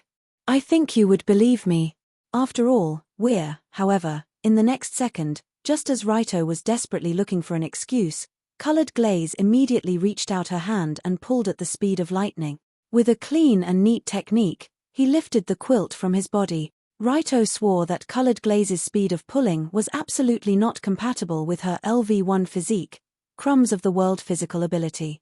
It was as if she had cultivated some strange skill like lightning flash. After the blanket was pulled away, under Raito's expression that looked like he wanted to die on the spot and Colored Glaze's azura-like gaze, a familiar figure appeared on the bed. It was a very young girl. At this time, she was only wearing a simple set of underwear, causing her figure to look even more petite. Moreover, her exposed skin was even more snow-white and smooth. At this time, her long silver hair was not tied into a cute double ponytail like usual. Instead, it was completely draped over Raito's body. Coupled with the arms tightly hugging Raito's waist and the legs wrapped around his right leg, she looked like a large silver-haired koala. It was Downia. Obviously, the girl who appeared on Raito's bed was Downia. At this time, she was hugging Raito's waist, her small face pressed against the man's waist. With a satisfied expression, she continued to sleep soundly, completely ignoring the surrounding temperature that suddenly dropped by a few degrees. Suddenly, the smile on Colored Glaze's face became even brighter. Her gaze towards Raito showed a sense of contempt that said, "Look, this man is like trash. Trash, scum, slut, lowlife, scum, bastard, ruffian, wretched man, stinking hooligan, shameless, scoundrel, scumbag, rotten man, scum of society, beast in human face, beast in human clothing." This was the first time Raito knew that humans could express so many different words through their gazes. But facing such a terrible situation, he smiled bitterly and said, "Actually, I can explain. Why don't you listen to my explanation first, then think about what to do next?" Actually, it would have been better if he did not speak. Once he spoke, Colored Glaze was so angry that she immediately kicked him. According to Raito's knowledge, Colored Glaze always had the habit of kicking things when she was angry. He did not expect that one day, the one being kicked would be him. Explain. Explain. Explain. If explaining is useful, why do we need police in this world? Suddenly, Colored Glaze scolded in exasperation while raising her small black pantyhose foot to kick Raito. Her kick made Raito not know whether to laugh or cry.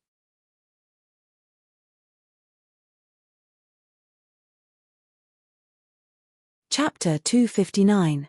Colored Glaze's kicks were like mosquito bites to Raito. They didn't hurt at all and were soft like a massage. In addition, this young lady was used to wearing black stockings or pantyhose under her skirt. The bottom of the high-grade pantyhose felt silky smooth to the touch, which increased the awkwardness of this action. It didn't look like an attack, but more like a flirting. Bastard. Scum. Scum.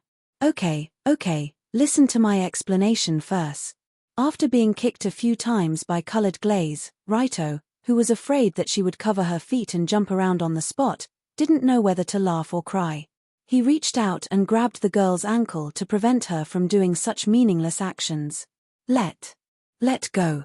After Raito grabbed her ankle, Colored Glaze struggled violently.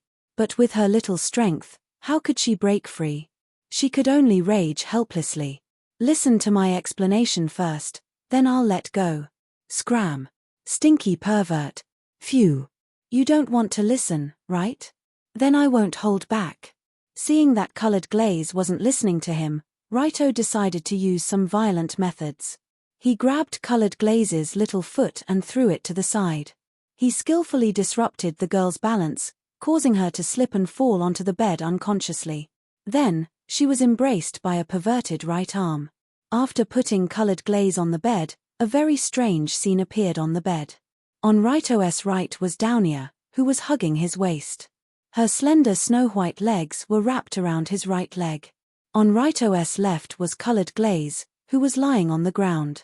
He pulled her body as close to his chest as possible, letting the two of them lean their heads together.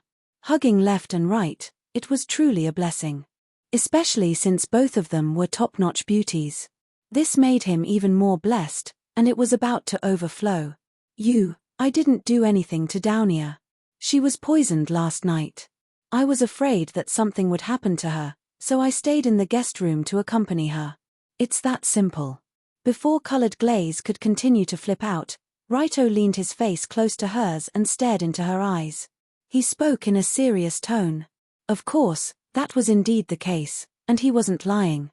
Last night, it was indeed because Downia was poisoned by the hell butterfly. Raito was worried that something would happen to her, so he agreed to sleep here. If anything happened, he could immediately buy medicine from the Krypton Gold Mall to save her life. In Raito's Krypton shopping mall, there were all kinds of wonderful medicines that could be saved as long as one did not die on the spot. It was just a matter of whether one was willing to spend the money. But for some reason, Long Do, who was supposed to be sleeping next to the bed, seemed to have been pulled into the bed by someone and then hugged like a pillow to sleep. Later on, Raito found out that Downia had the habit of hugging a big stuffed bear to sleep. Presumably, this little brat was confused and thought that Raito next to her was her stuffed bear, so she pulled him into the quilt. With this pull and hug, the situation became like this in the morning. What was more coincidental was that before Raito woke up, colored glaze came over early in the morning. Wasn't this a coincidence? This kind of coincidence often appeared in third-rate novels, but he didn't expect it to happen in reality as well. After listening to Raito's explanation, colored glaze's expression finally became better. After all, she knew that nothing shameless happened between the two. But she still said unhappily, "We're lying in the same bed. Who knows if you didn't take the opportunity to touch Downia? Don't worry, if I touch her, I'll be behind you. Is that okay? Who allowed you to touch me, shameless?" Even so, colored glaze's face was still slightly red, looking very cute. This kind of atmosphere suddenly became ambiguous, plus the fact that the two of them were lying on the bed together, with a third wheel next to them. Raito couldn't help but kiss the young lady's rosy lips. After being kissed, colored glaze pretended to resist for a while, then she reached out and wrapped her arms around the man's neck, and kissed Raito on the bed. Since the two of them kissed for the first time a few months ago, Raito had been kissing this young lady a lot. Every time, she resisted on the surface, but in reality, she liked it very much. But as everyone knew, it was early in the morning, which was the time when the blood of men was more vigorous. Coupled with the beauty in his arms, the soft and smooth touch on his lips, and the sweet smell in his nose, it was even more tempting to rise to the heavens. This was a completely normal phenomenon for men. After all, if there was no such phenomenon, then there would be no reproduction, and the human race would be extinct. So this rise to the heavens was a sacred activity to save the world, and there was absolutely no meaning of shame in it. As they kissed, colored glaze's legs wriggled slightly, and she also felt the rising situation on the other side, so her face became even redder, and she even retracted her legs at lightning speed. Colored glaze naturally knew the meaning of this phenomenon, but after all, she was not the carnivorous yin-yang, so this kind of thing was still a bit early for her. A bit early. However, just as the two of them were engaged in a quarrel, Downia, who was hugging Raito's waist and sleeping, woke up in a daze. What was very awkward was that Downia's face happened to be leaning on Raito's side waist, which was actually very close to the rise to the heavens position, and she could see it as soon as she opened her eyes. What is this thing? A mushroom? Among the three in Raito's harem, Downia knew the least about the matters between men and women. Therefore, even if she was fully awake, she probably wouldn't know what this kind of physical change meant, let alone in this kind of confused state where she had just woken up. Not sure if it was out of instinct, or because she felt that thing was blocking her view, Downia reached out her white and smooth hand to grab it, and after holding it, she wanted to move it away. If it was a normal girl doing this, it would definitely be very enjoyable. But Downia, compared to a normal girl, her strength was definitely more than 100 million points, which was more than 10 times, to the point where she could pull any organ out of a person's body with her bare hands. Thus, in the next second, a series of panicked screams came from the room. "Hey, Downia!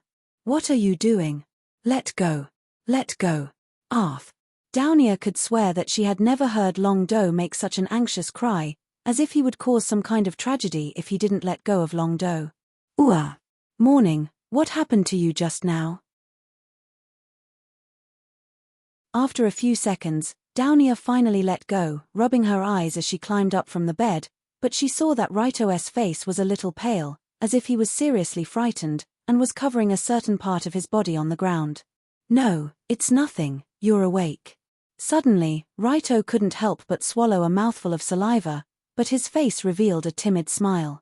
Although Downia didn't know what happened, Raito knew that the situation just now was actually very dangerous.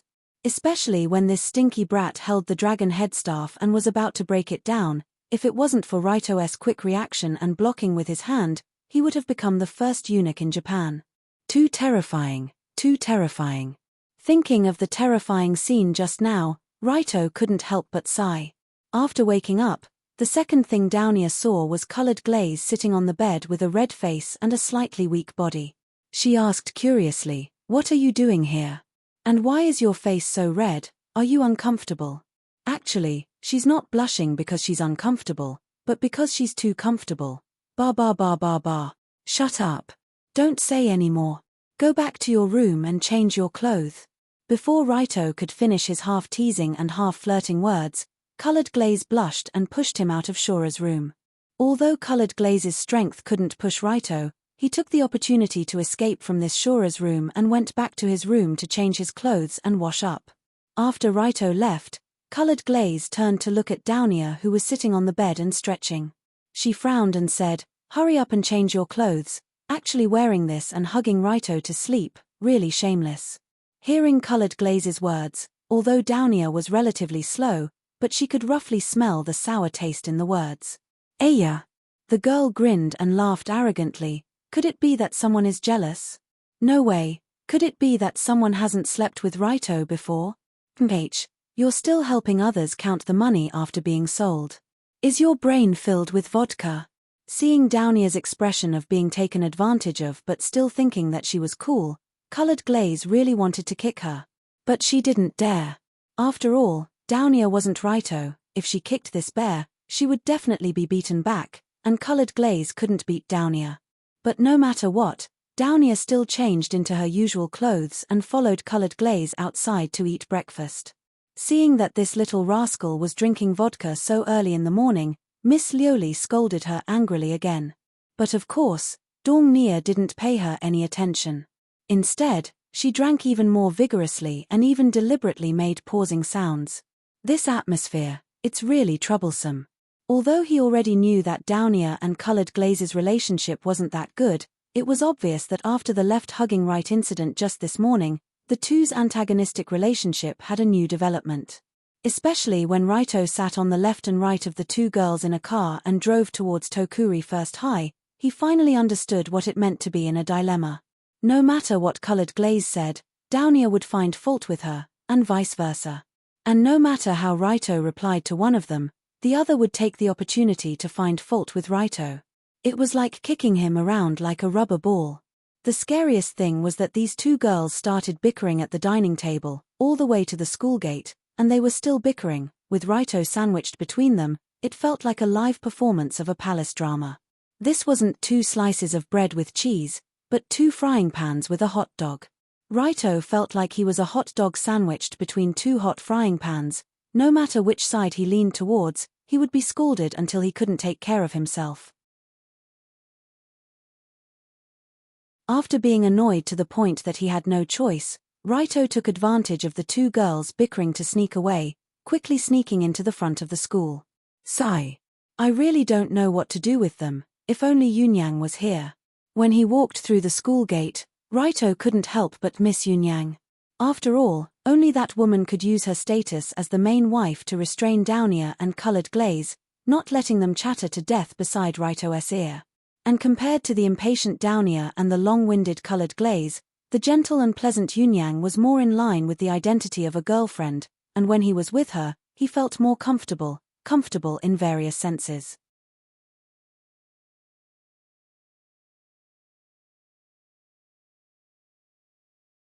Chapter 260.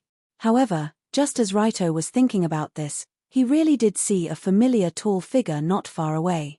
Her long brown hair was as light as a cloud, and she was especially tall among her peers. She had a voluptuous figure, and she had a celestial charm that could cause the downfall of a city.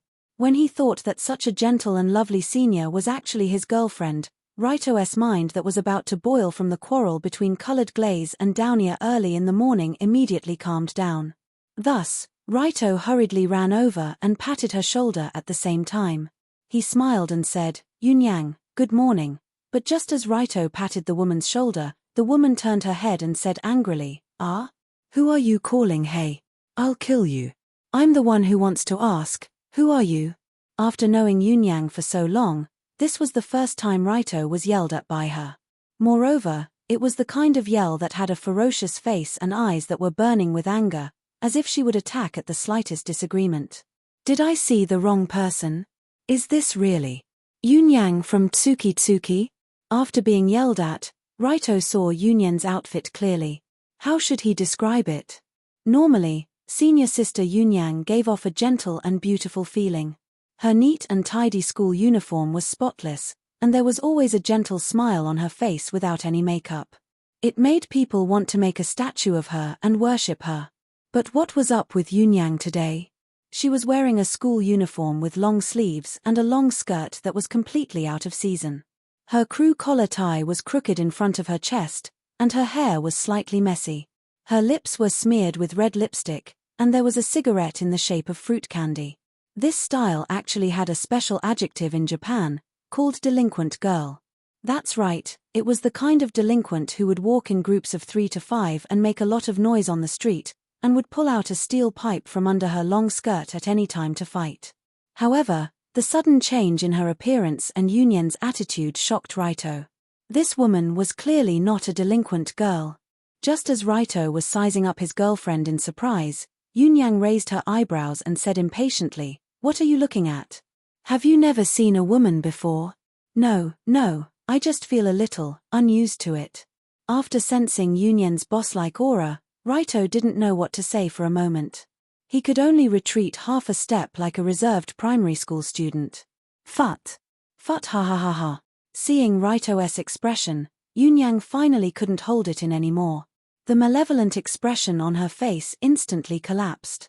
She laughed so hard that she bent forward and backward. Her long skirt swayed back and forth, looking very cute. This laugh made Yunyang change from the delinquent girl just now to the gentle senior sister Raito knew, as if the scene just now was just an illusion. This sudden change made Raito dumbfounded. He asked suspiciously, "Yunyang? What are you doing?" Sorry, I'm just kidding. Actually, I'm trying to cosplay." Suddenly, Yunyang showed her usual gentle smile. She took out a handkerchief and wiped off the bright color on her lips. She looked a lot more pleasing to the eye than the delinquent girl just now. Cosplay. It wasn't that Raito hadn't heard of this term, but he didn't think that this term could be used together with Yunyang. Generally speaking, cosplay was to play a role in the virtual world or the real world through costumes. The players were also called cosplayers. It was quite common in this country. But Yunyang didn't seem to have anything to do with cosplay. Why did she cosplay as a delinquent girl to come to school early in the morning? According to Yunyang's explanation, she was actually collecting material for her next novel. Because in Yunyang's next novel, the heroine is a cosplayer.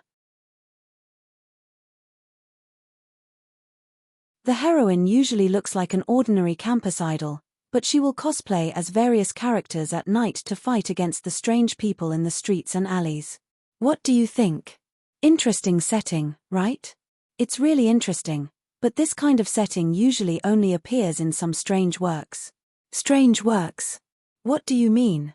Ahem, nothing, you can continue. Although she didn't know what Raito's words meant, Yunyang still explained her idea.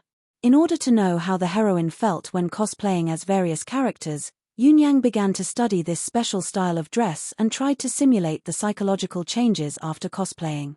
So, there was a strange scene of her dressing up as a delinquent girl to school early in the morning. I think a character should be played from the inside out. It's not as simple as changing the appearance. So I just imitated the delinquent girl's attitude and yelled at you. I'm really sorry. When mentioning the matter of yelling at Raito, Yunyang still nodded apologetically with a guilty look. Raito also smiled generously and said, "It's okay, anyway you look quite fresh. Yelling at me is fine, I won't care about this small matter." That's great. That, if you don't mind, can you accompany me to Akihabara after school? Akihabara? Why are we going there? After hearing this strange yet familiar name, Raito showed a puzzled expression. Anyone who had a little understanding of 2D and otaku culture should know that the so-called Akihabara was a street with the special name of 2D Sacred Place. Although this street in the Chiyoda district used to be famous for selling home appliances, after the beginning of the new century, the streets of Akihabara were filled with maids soliciting business, rows upon rows of anime stores, colorful game halls, computer accessories crowded the alleys, and 2D posters everywhere. However, although he knew what kind of place it was, Raito had never been to Akihabara before because there was no need. He didn't have time to play games, watch anime, play Brother Pow, or go to the maid cafe. He also didn't need to buy a computer or electrical appliances. So, it was an area that had nothing to do with him as a young master. But today, Yunyang took the initiative to invite him to Akihabara, and the reason was that there was going to be a cosplay competition there. According to the information I gathered on the internet, the cosplay competition will be held this afternoon at the Akihabara New Hall. At that time, all the famous cosplayers from all over the country will be there. They are all professionals, so it should be very helpful for me to gather materials. When it came to gathering materials, Yunyan's eyes emitted bursts of light. It was obvious that she was very excited about it. Gathering materials was a necessary step for a successful creator to mature. There was once a famous manga artist who said, "The reason why I play mahjong every day is not because I like mahjong, but because I want to find inspiration for my manga from mahjong." This is a kind of gathering material. Who? Unparalleled. Ha ha ha ha ha. Playing mahjong is so satisfying. Of course, Yunyang didn't need this kind of gathering material. She wanted to gather material about the cosplay female lead in the novel she wanted to write. However, it was the first time that Yunyang went to such a strange place. So, she wanted Raito to accompany her to the cosplay competition to see how professional cosplayers worked. So it's like this. After understanding the cause and effect, Raito nodded and smiled, "Then I'll go with you. Just treat it as a special date." Okay. Hearing this, Yunyang jumped up happily, and then mysteriously whispered in his ear, "After the materials are collected, I will wear all kinds of cosplay clothes for you to see. Hihi, just take it as a reward for accompanying me on a date." Yunyang, wear all kinds of cosplay clothes. Instantly, Raito couldn't help but swallow a mouthful of saliva. Then, he looked up and down at Yunyang, as if he was imagining the scene of her tall and voluptuous body wearing all kinds of cosplay clothes. Don't misunderstand, Raito wasn't interested in cosplay.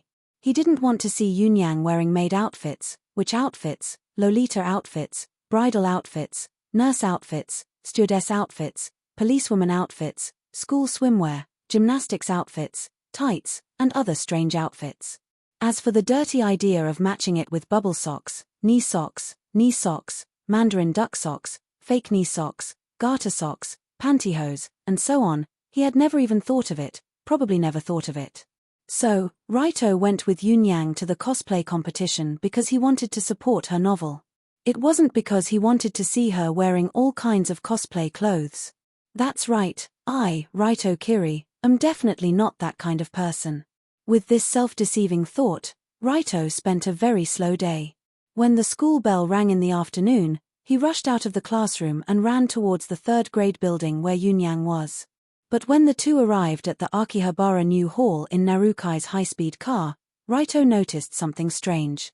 "Ah, isn't that, it can't be? It's Raito Kiri. Oh, that person's acting is really good. Should we take a picture with him or something?" When Raito and Yunyang stood at the entrance of the Akihabara New Hall, the surrounding audience who were obviously here to watch the competition couldn't help but discuss behind their backs. But the topic of the audience's discussion sounded a little strange to Raito. What do they mean? That person's acting is really good. What am I acting as?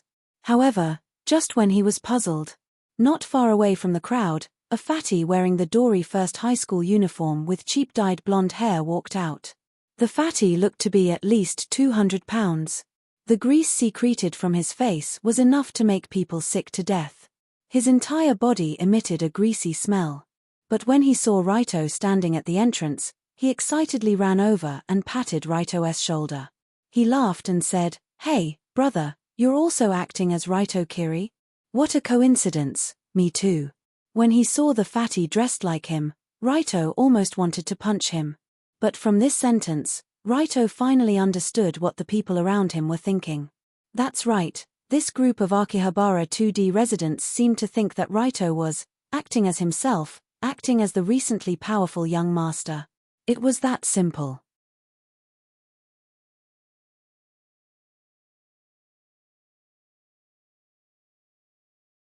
Chapter 261.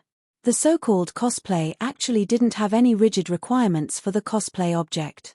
Whether it was cosplaying a character in a manga, anime, game, movie, or even a real-life character, it could all be treated as a cosplay.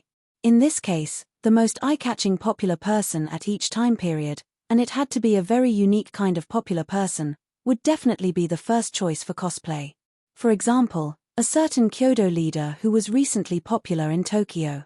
And from an objective point of view, Raito was really too unique. As everyone knew, Raito Kiri was a Kyoto young master and a Kyoto leader. His identity was very special, and he often appeared on the internet because of various news, becoming the topic of conversation. Secondly, his appearance was also very unique.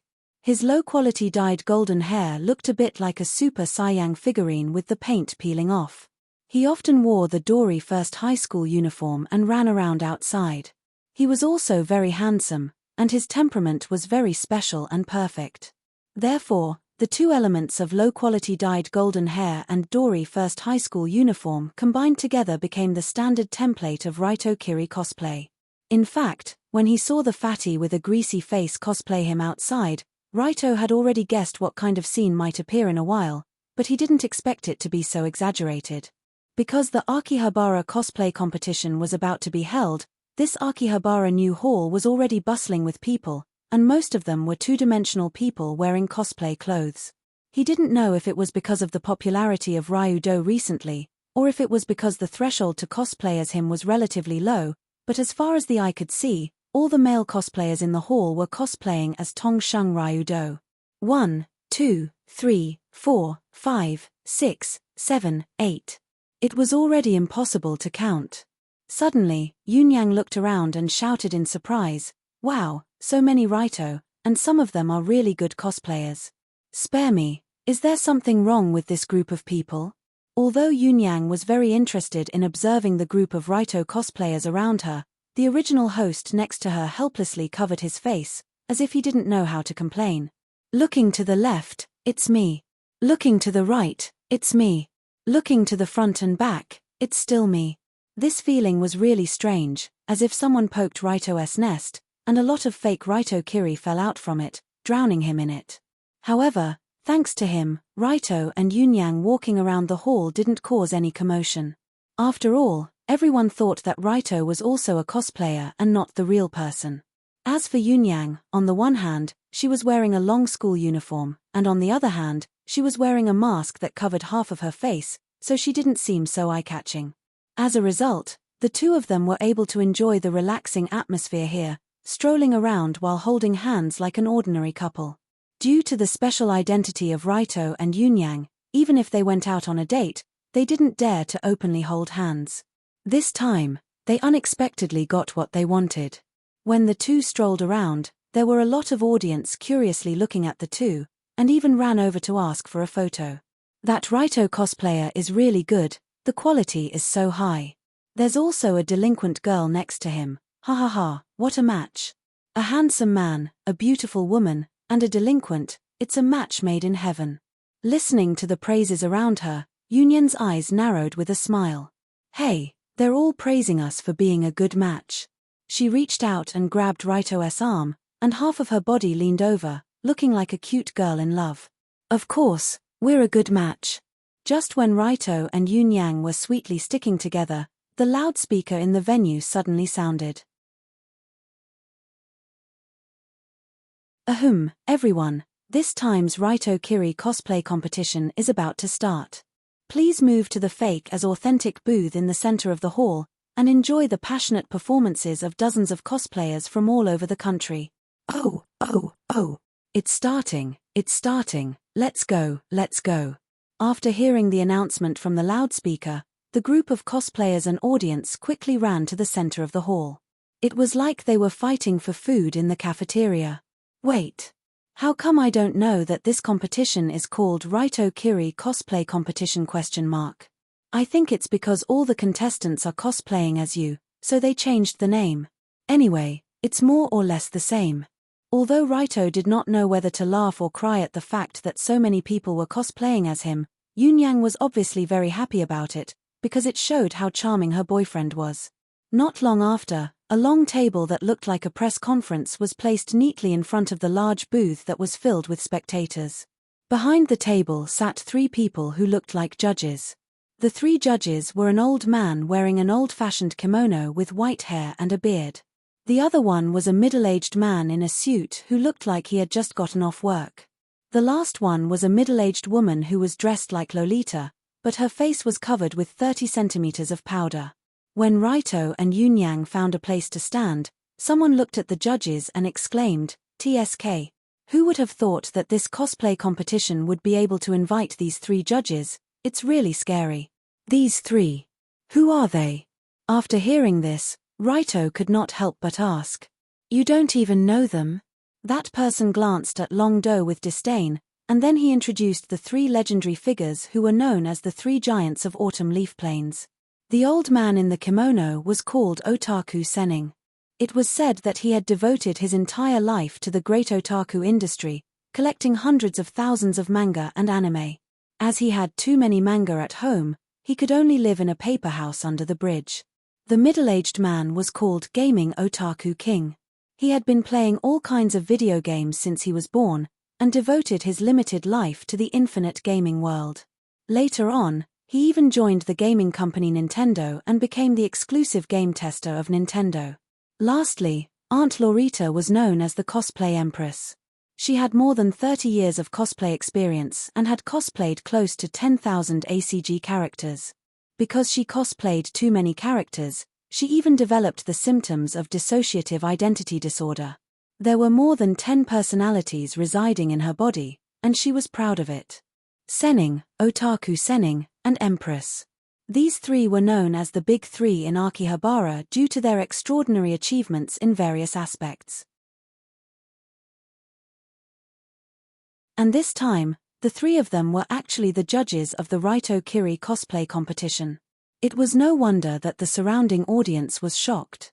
Just as the competition was about to start, Senning, who was sitting in the middle of the judges, held a pot of wolfberry tea and sighed, "Phew, I hope that this time, I will be able to see some young people with backbone, so that my trip here will not be in vain. Oh ho ho ho, I'm afraid that will be a little difficult. After all, the cosplay characters this time are different from ordinary people, and not everyone can act with such grandeur." The cosplay empress beside him laughed coldly, and at the same time, she opened the folding fan in her hand and covered half of her face. "It's useless to say more, let's see who's the real deal. Let's start, we can't wait any longer."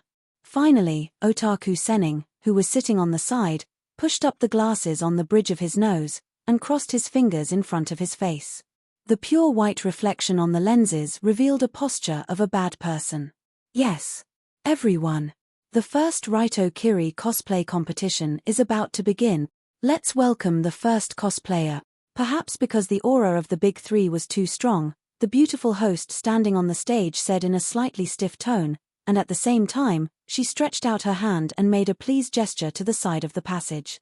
Under the spotlight, the first person to walk up the stage from the contestants' passage was the fat guy who talked to Raito outside the hall. He walked aggressively to the center of the stage, bowed slightly, and began his performance.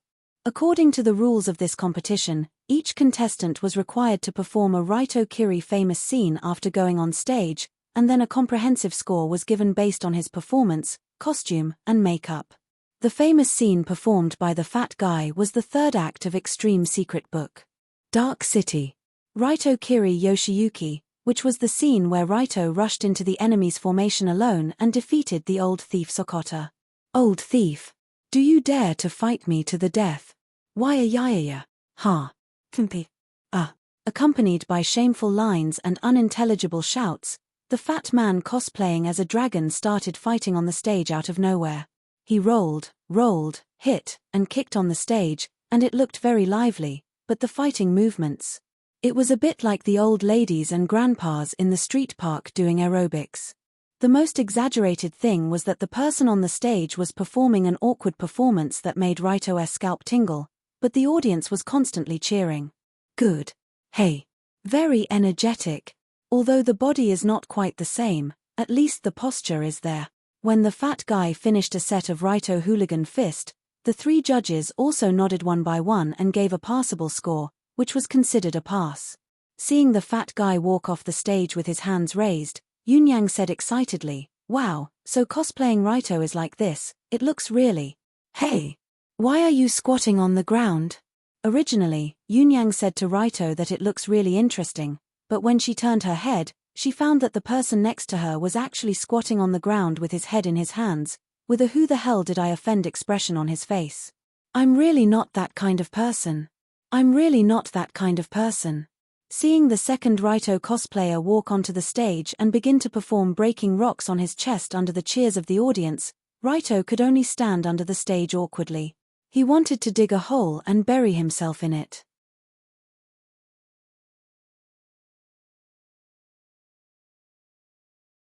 Chapter 262.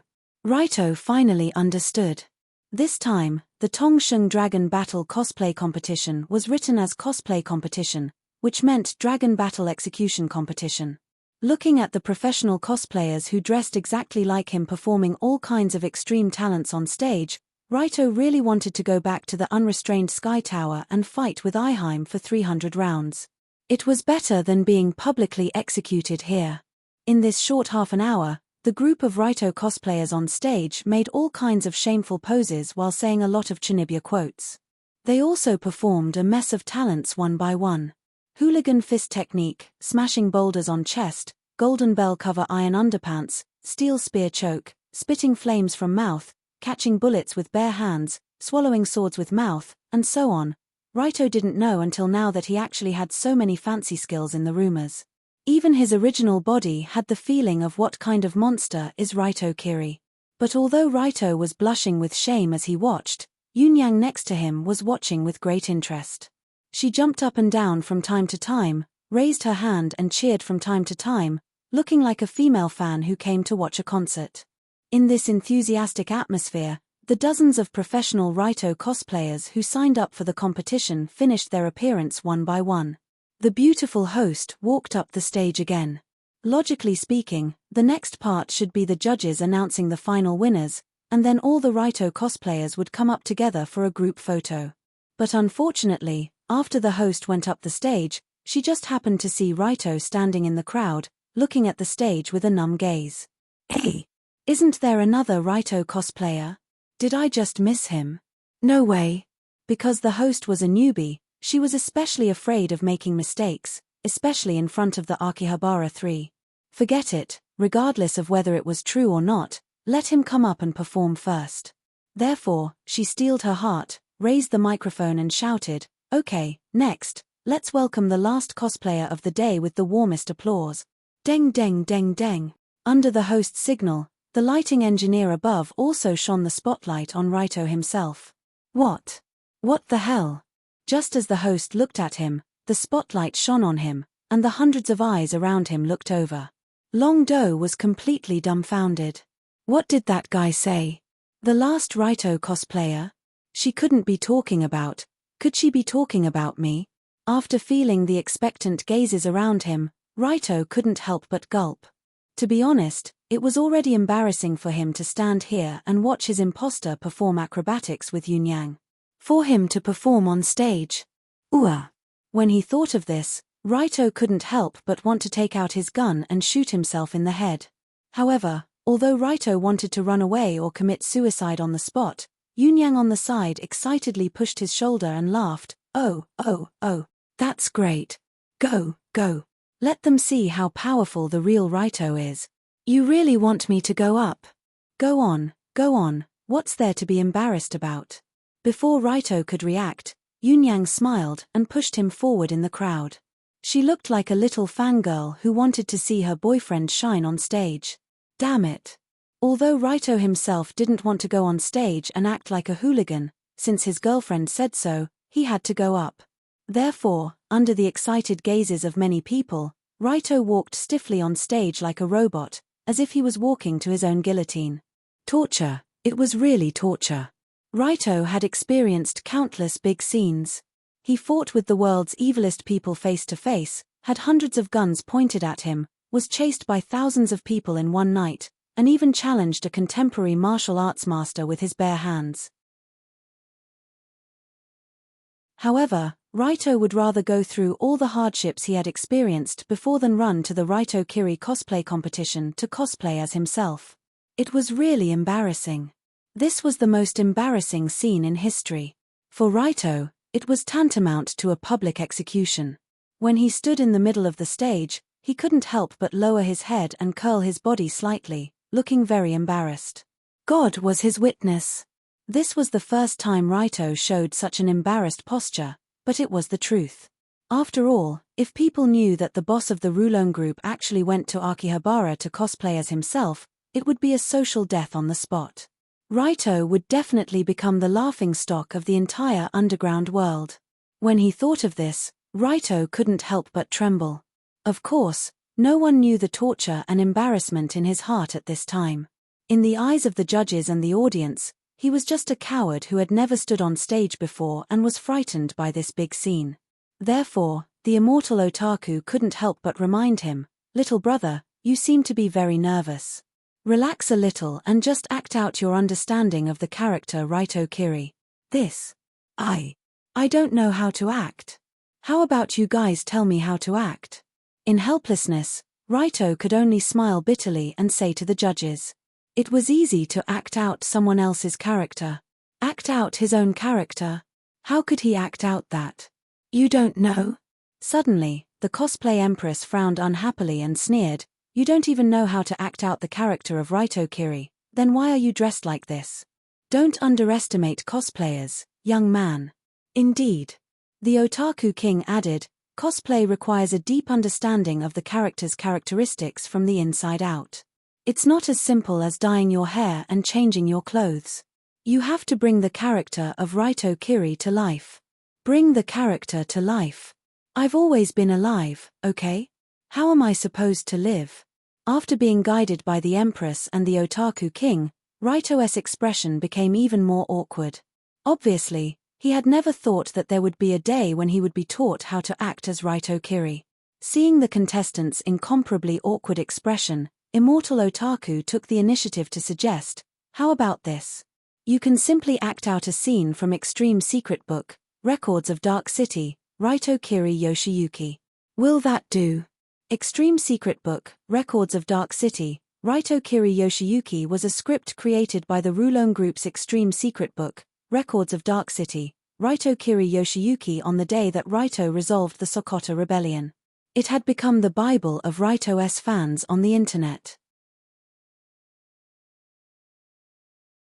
In particular, the scene where Raito rushed toward the fully armed Sokoto army while wearing only a loincloth, dodged the bullets, kicked the bulletproof vest, and easily took the head of the enemy general while being surrounded by thousands of people had even spread to tens of thousands of doujinshi novels and doujinshi videos. It could be said that it was extremely popular. But the problem was that of course, Raito himself had never seen that thing, and he would not watch it. Because of course, he knew clearly that the extremely exaggerated descriptions in it were complete nonsense. Of course, the current Raito could certainly capture the enemy general with thousands of troops, but at that time, he did not have the ability at all. He relied entirely on the help of the cat house's rabbit ball to win the battle. Ryu-Do didn't have the face to boast that he had killed Sokoto with the help of others. Therefore, he definitely wouldn't read the Extreme Secret Book, Dark City, Tongsheng Ryu's fighting righteousness record. That would be too thick-skinned.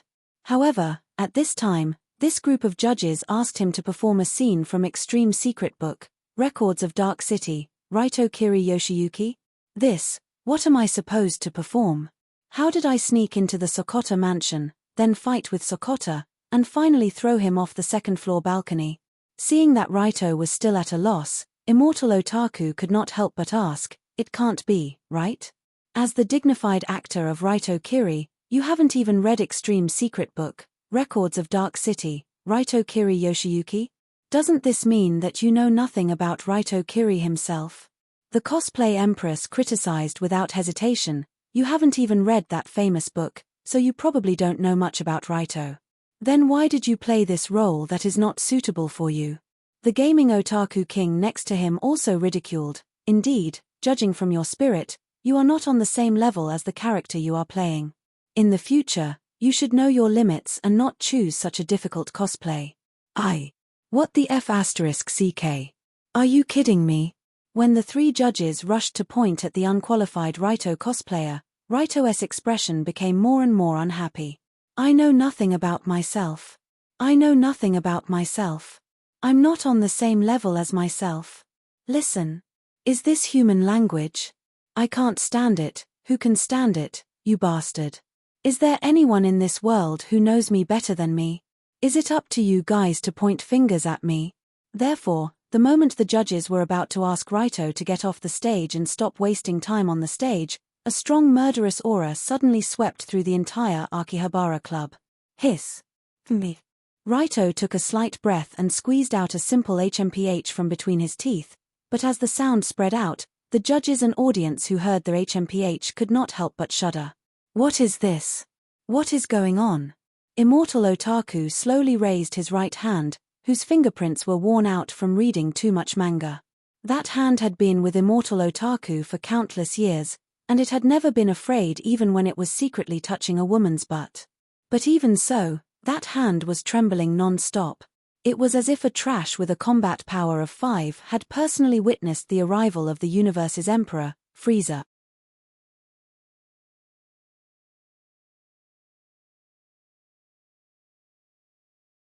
Chapter 263.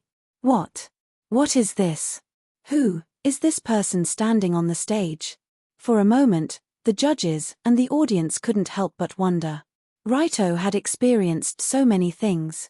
Coupled with the fact that his status was getting higher and higher, his unique aura when he went all out was simply like those ultimate villains in anime. It was enough to make people pee their pants on the spot. Hence, when he was angered to death by the judges and finally couldn't help but unleash his firepower, the atmosphere in the entire venue suddenly changed. Everyone looked at the contestant on the stage in surprise. Even the three judges couldn't help but react in all sorts of exaggerated ways. Immortal Otaku was so shocked that he almost fell off his chair. The powder on the cosplay empress's face instantly exploded in all directions. The gaming Otaku king's suit quickly disintegrated, revealing the muscles that had been trained from playing games. Raito felt extremely pained by this situation. I'll show you what the real Raito Kiri is like. You bunch of idiots who are cheering for an imposter. Wait, I can't do that, right? Originally, Raito had planned to announce the return of an ultimate boss and shock the anime world for 100 years. However, halfway through his shock, he realized that he couldn't reveal his identity. Otherwise, he would be in danger of being killed. After all, he was an ultimate boss who had come to Akihabara to show off in front of a group of anime veterans. This wasn't something that would make him look good. On the contrary, it would make people think that he was stupid. What should he do? He was so angry that he seemed to have done something irrational and stupid. Just as the judges and the surrounding audience were staring at the stage in shock, Raito couldn't help but break out in a cold sweat. At this moment, the gaming Otaku king, who was sitting on the judging panel, swallowed his saliva and tried his best to ask in a calm tone, "This contestant, from the aura just now, could you be the real Raito Kiri?" This question actually represented the doubts of many people in the venue. As the saying went, the real couldn't be fake, and the fake couldn't be real. The difference between the real deal and the fake deal, especially for an extreme big shot like Long Do, could be easily discerned just by looking at his aura. It was like a big tiger that could devour a person at any time, and a little kitten that pretended to be a big tiger. They could distinguish the real from the fake by instinct. Also, that flash of murderous intent just now really made people feel like they were in an ice cave. This was definitely not something that an ordinary cosplayer could do. It was something that only a man who had truly experienced blood and fire could do. However, before Otaku Wang could finish his sentence, Raito shook his head vigorously and said, "No, I'm not." It was impossible for him to admit it. He would never admit it even if he was beaten to death. If you're not Raito Kiri himself, then I'm just a fan of Raito Kiri, just like the cosplayers here.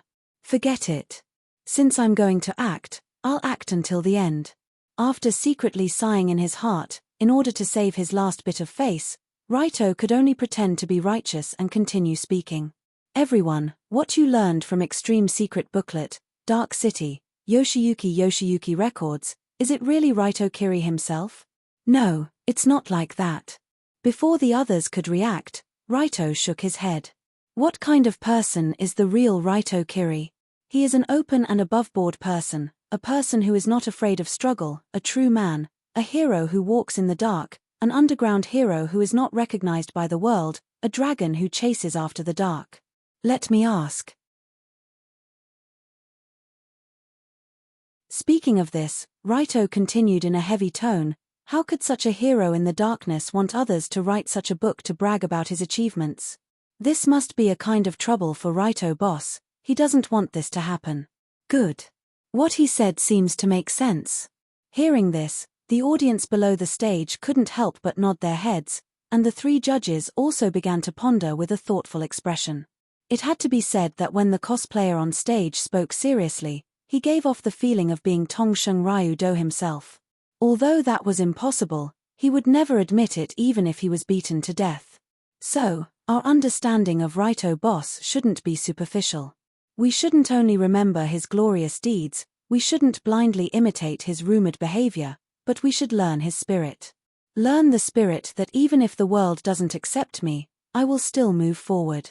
Suddenly, Raito raised his head slightly, put his hands behind his back, and posed a posture of a master who was pointing at his back.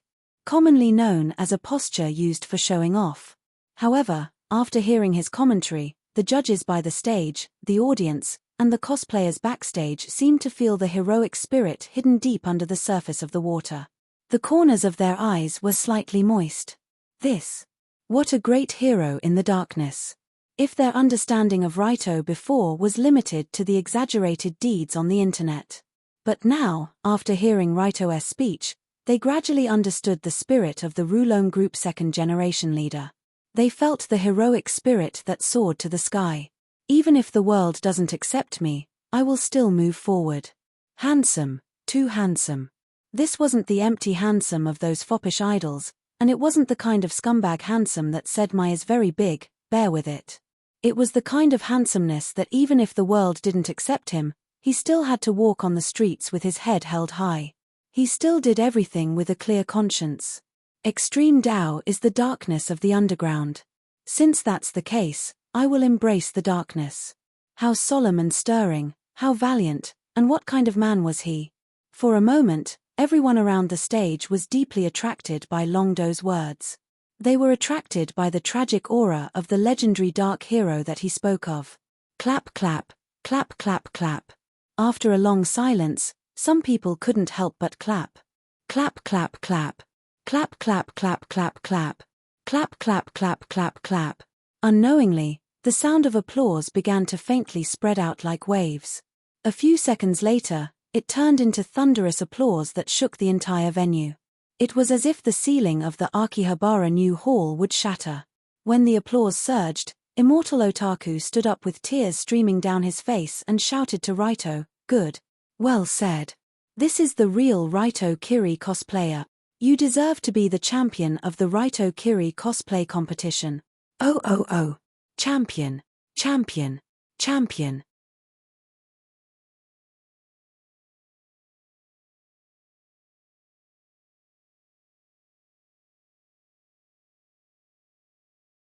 This kind of burly man and milky Lolita's smell was very addictive. As for Yunyang, she was pure, the fragrance of hormones. Her body's fragrance was really hard to describe. It was not the fragrance of flowers, nor the fragrance of wine or milk. It was a pure feminine fragrance. This kind of smell could only be smelled on a woman's body. It could not be found anywhere else. It was said that the smell of hormones could emit a scent that attracted the opposite sex. If this was the case, then Yunyang might be one of the women with the strongest hormonal scent.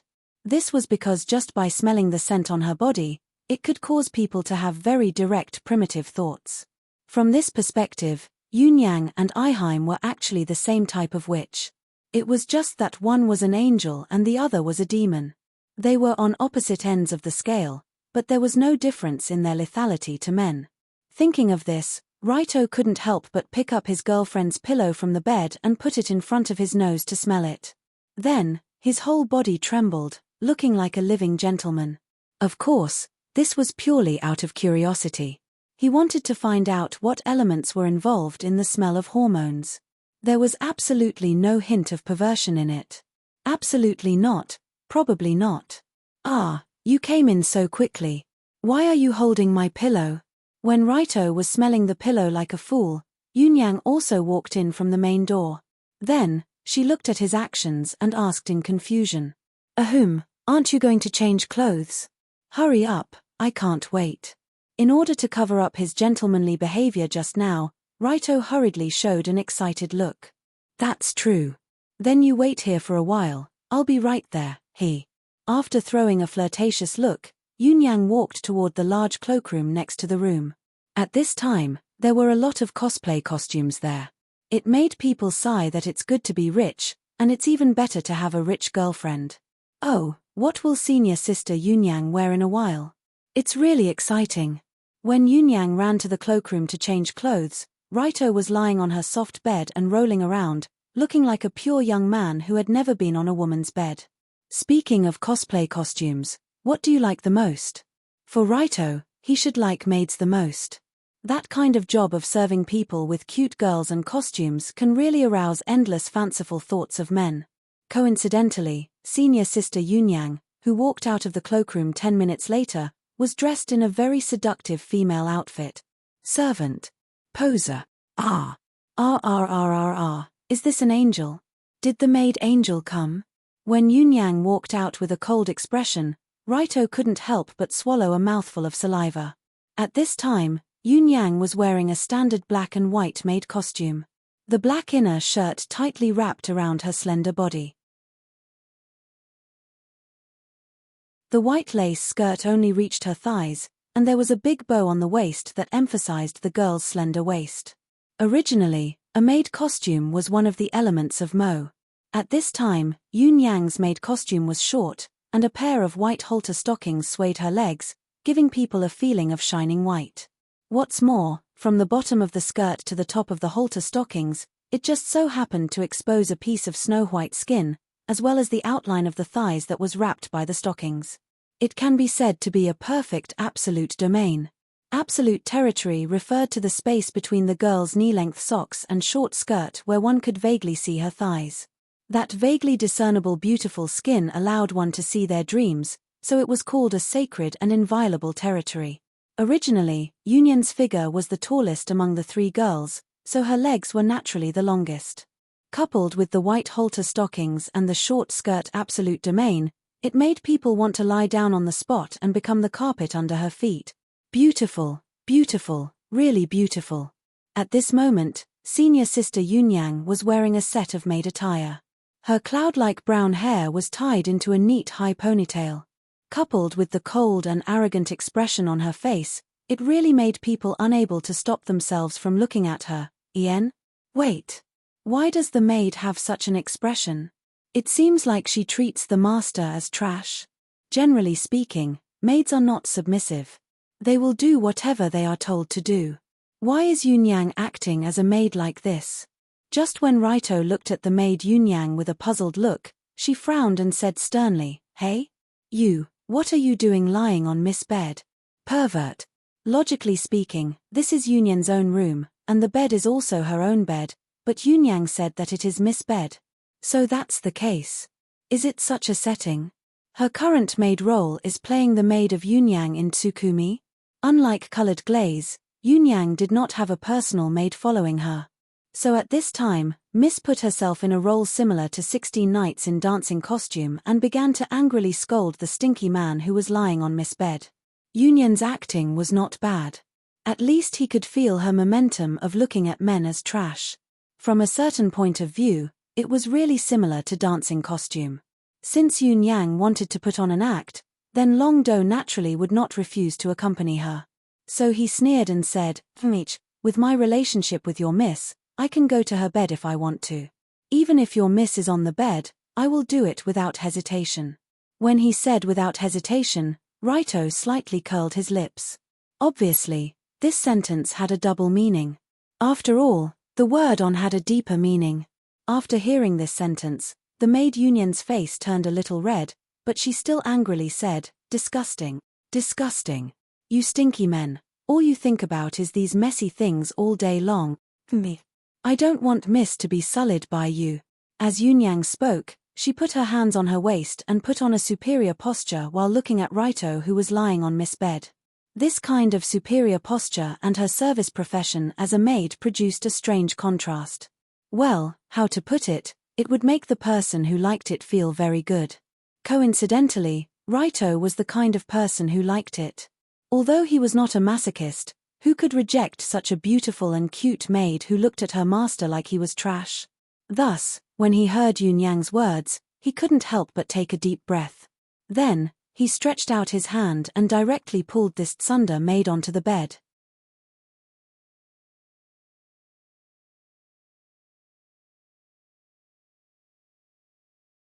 Chapter 265. Plop. Following this soft sound, the cute little maid was brought to the bed by the domineering extreme Dao young master. The moment she was pulled to the bed, the maid Yun Yang couldn't help but shout, Let go. Stinky man. I want revenge. Although I like your big miss, I also like you."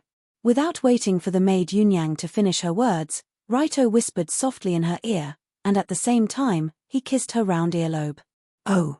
After being hit in the face by such a straightforward ball, Yun Yang suddenly became soft, and her whole body became soft. So she also obediently fell into Raito's arms, smiled and said, "You really know how to coax girls. Usually, you have a lot of sweet words for other girls. Occasionally, but the number of sweet words for you is definitely the most. Fart. Ha ha ha ha. It seems like this is the case." Yun Yang also knew that Raito had two other women, but with the temperament of colored glaze and downier, they usually didn't play so much when they were with Raito.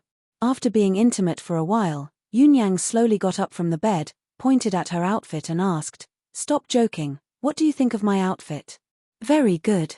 Raito immediately gave a thumbs up, smiled and said, "Especially the setting of the arrogant and poisonous maid and the white garter stockings, it's simply amazing." Gulp. Speaking of this, the dragon head couldn't help but swallow a mouthful of saliva, and looked at Union's legs wrapped in the long garter stockings. The so-called garter stockings were actually a kind of stockings.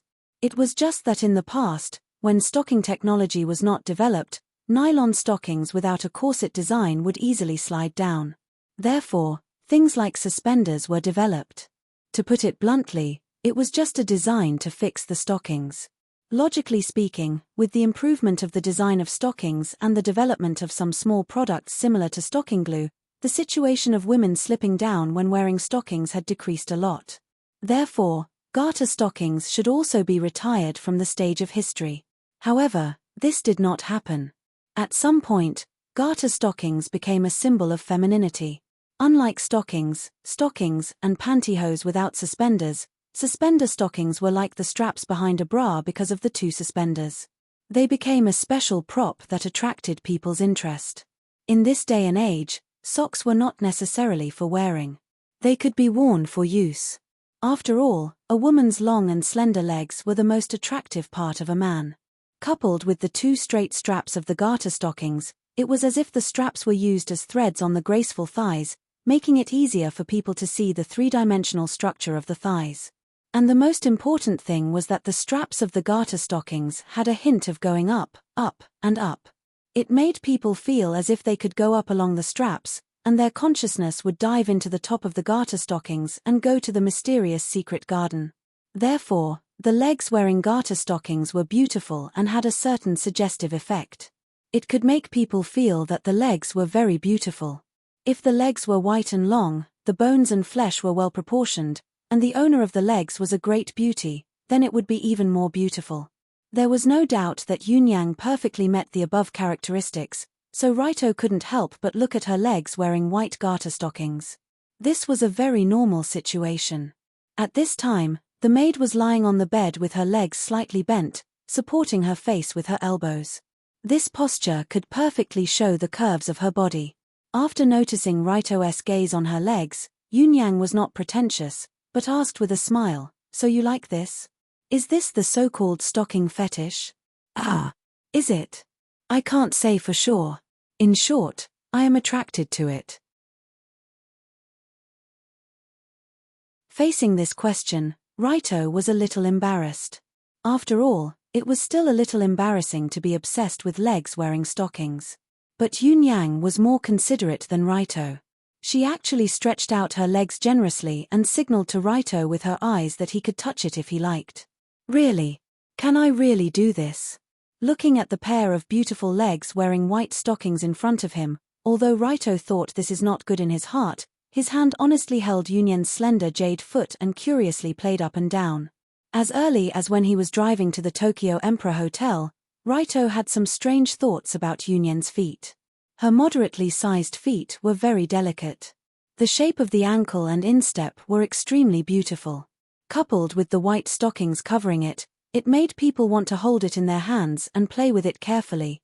Now, Raito finally got what he wanted. Oh, this is Yunyang's feet. Not bad. It was not the first time Raito saw and touched a beauty's jade foot.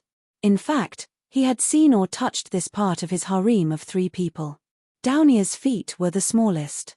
One hand could almost wrap around it. The feeling of being small and exquisite was like a carefully made doll. Colored Glaze's feet were slightly bigger, but the shape was very delicate. The beautiful lines from the tip of the foot to the ankle gave endless fanciful thoughts. And because Yunyang's figure was the tallest and her body shape was also the mature type, her jade feet were naturally the largest among the 3. However, senior sister Yunyang's feet were still very beautiful. Beside the round and protruding ankle joint, there was a pair of slightly sunken ankle sockets, which maximized the bone aesthetic of the ankle. Coupled with the well-proportioned bone and flesh ratio, it was unforgettable for anyone who saw it for the rest of their life. Raito heard before that in some old gentleman countries, there was a beauty contest that specialized in the beauty of the ankle. If that kind of gentleman contest still existed, then Yunyang could definitely easily win the championship. Have you touched enough? I'm going to change into the next set of clothes. Just when Raito, the young gentleman, was sighing good while he reached out to admire Yunyang's feet and legs wrapped in stockings, Yunyang finally couldn't help but remind him. Although she knew that Raito liked her maid costume and white silk garter stockings, maid costume was only one of the cosplay costumes. There were dozens of clothes in the cloakroom waiting for Yunyang to change into. Raito had no choice but to let go of the beautiful leg and watch Yunyang walk toward the cloakroom. But this wasn't a bad thing, because not long after, Yunyang walked back in a white nurse uniform. Oh, this is not bad. Looking at Yunyang, who was wearing a nurse's skirt, a nurse's cap, and a pair of white pantyhose, Raito suddenly had the idea of asking her to give him an injection, or he could give her an injection himself. Just like this, the two played the nurse and patient game for a while. Yunyang then changed into the witch costume, policewoman costume, Lolita costume, flight attendant costume, and other common cosplay costumes. She also changed into some famous ACG characters' cosplay costumes. Every time she changed her clothes, Long Do would seriously comment on it. Then, he would comment on whether senior sister Yunyang's clothes matched her stockings, whether the stockings were too thick, and so on. Needless to say, only Yunyang was willing to play with Raito like this. If it was colored glaze or downier, Raito would have been kicked and beaten as soon as he stretched out his hand. When Yunyang finally excitedly tried on all the clothes, it was already the middle of the night. And when she tried on a bunch of clothes, she felt a little sweaty, so she ran to the bathroom to take a shower, changed into a nightgown, and walked out. Phew, today was really fun, too interesting. After coming out of the bathroom, Yunyang laughed while using the towel in her hand to dry her wet hair. Her long brown hair, which was usually soft and fluffy like a cloud, was now wet and clumped together. Long Do had never seen such a scene before. Although it was not the first time he saw a beauty coming out of the shower, the last time he saw it was Downier drying her wet hair. When it came to displaying the charm of a woman, a lowly was not on the same level as a mature woman. Yunyang's posture when she came out of the bath was indeed much more beautiful. It made people clearly feel that she was a woman and not a girl. Dong dong, dong dong. Seeing Yunyang in a soft nightgown walking towards him, Raito felt his heart beating violently. Indeed, the normal Yunyang and the Yunyang who changed so many costumes were very attractive, but the current Yunyang in her nightgown displayed her charm to the extreme. Her bare feet, as white as jade, stepped on the carpet in the room. Her calves and thighs without stockings still looked flawless. From the soft silk nightgown, one could see large patches of white skin on her arms, back, and neck. Huala. Hualalala. When Yunyang came out of the bathroom and sat in front of the dressing table to dry her hair, Raito kept staring at her like an idiot who had never seen a woman before. As a matter of fact, it was indeed so. Beauties like Yunyang who possessed a fatal level of enticement to men were probably less than 5 in the current world. One of them was even a man-eating flower like Yongji. Looking and looking, when Yunyang finally dried her hair and walked towards the bed, Raito reacted and jumped up from the bed. He said awkwardly, "Sorry, it's late, I should go back."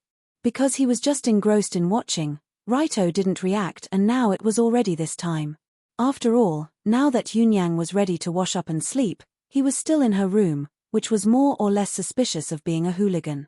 People can be romantic, but can't be dirty. This was Raito's principle. However, just as Raito stood up and was about to leave like a gentleman, Yunyang suddenly pushed him forward and directly pushed him onto the bed. Yunyang. You. Just seeing so many of my costumes and touching so many stockings of different thicknesses, do you feel a little uncomfortable? After pushing Long Do onto the bed, Yunyang also pounced on him. She revealed a charming smile that was different from her usual self as she whispered into his ear, "Do you want it? Tonight, it's okay."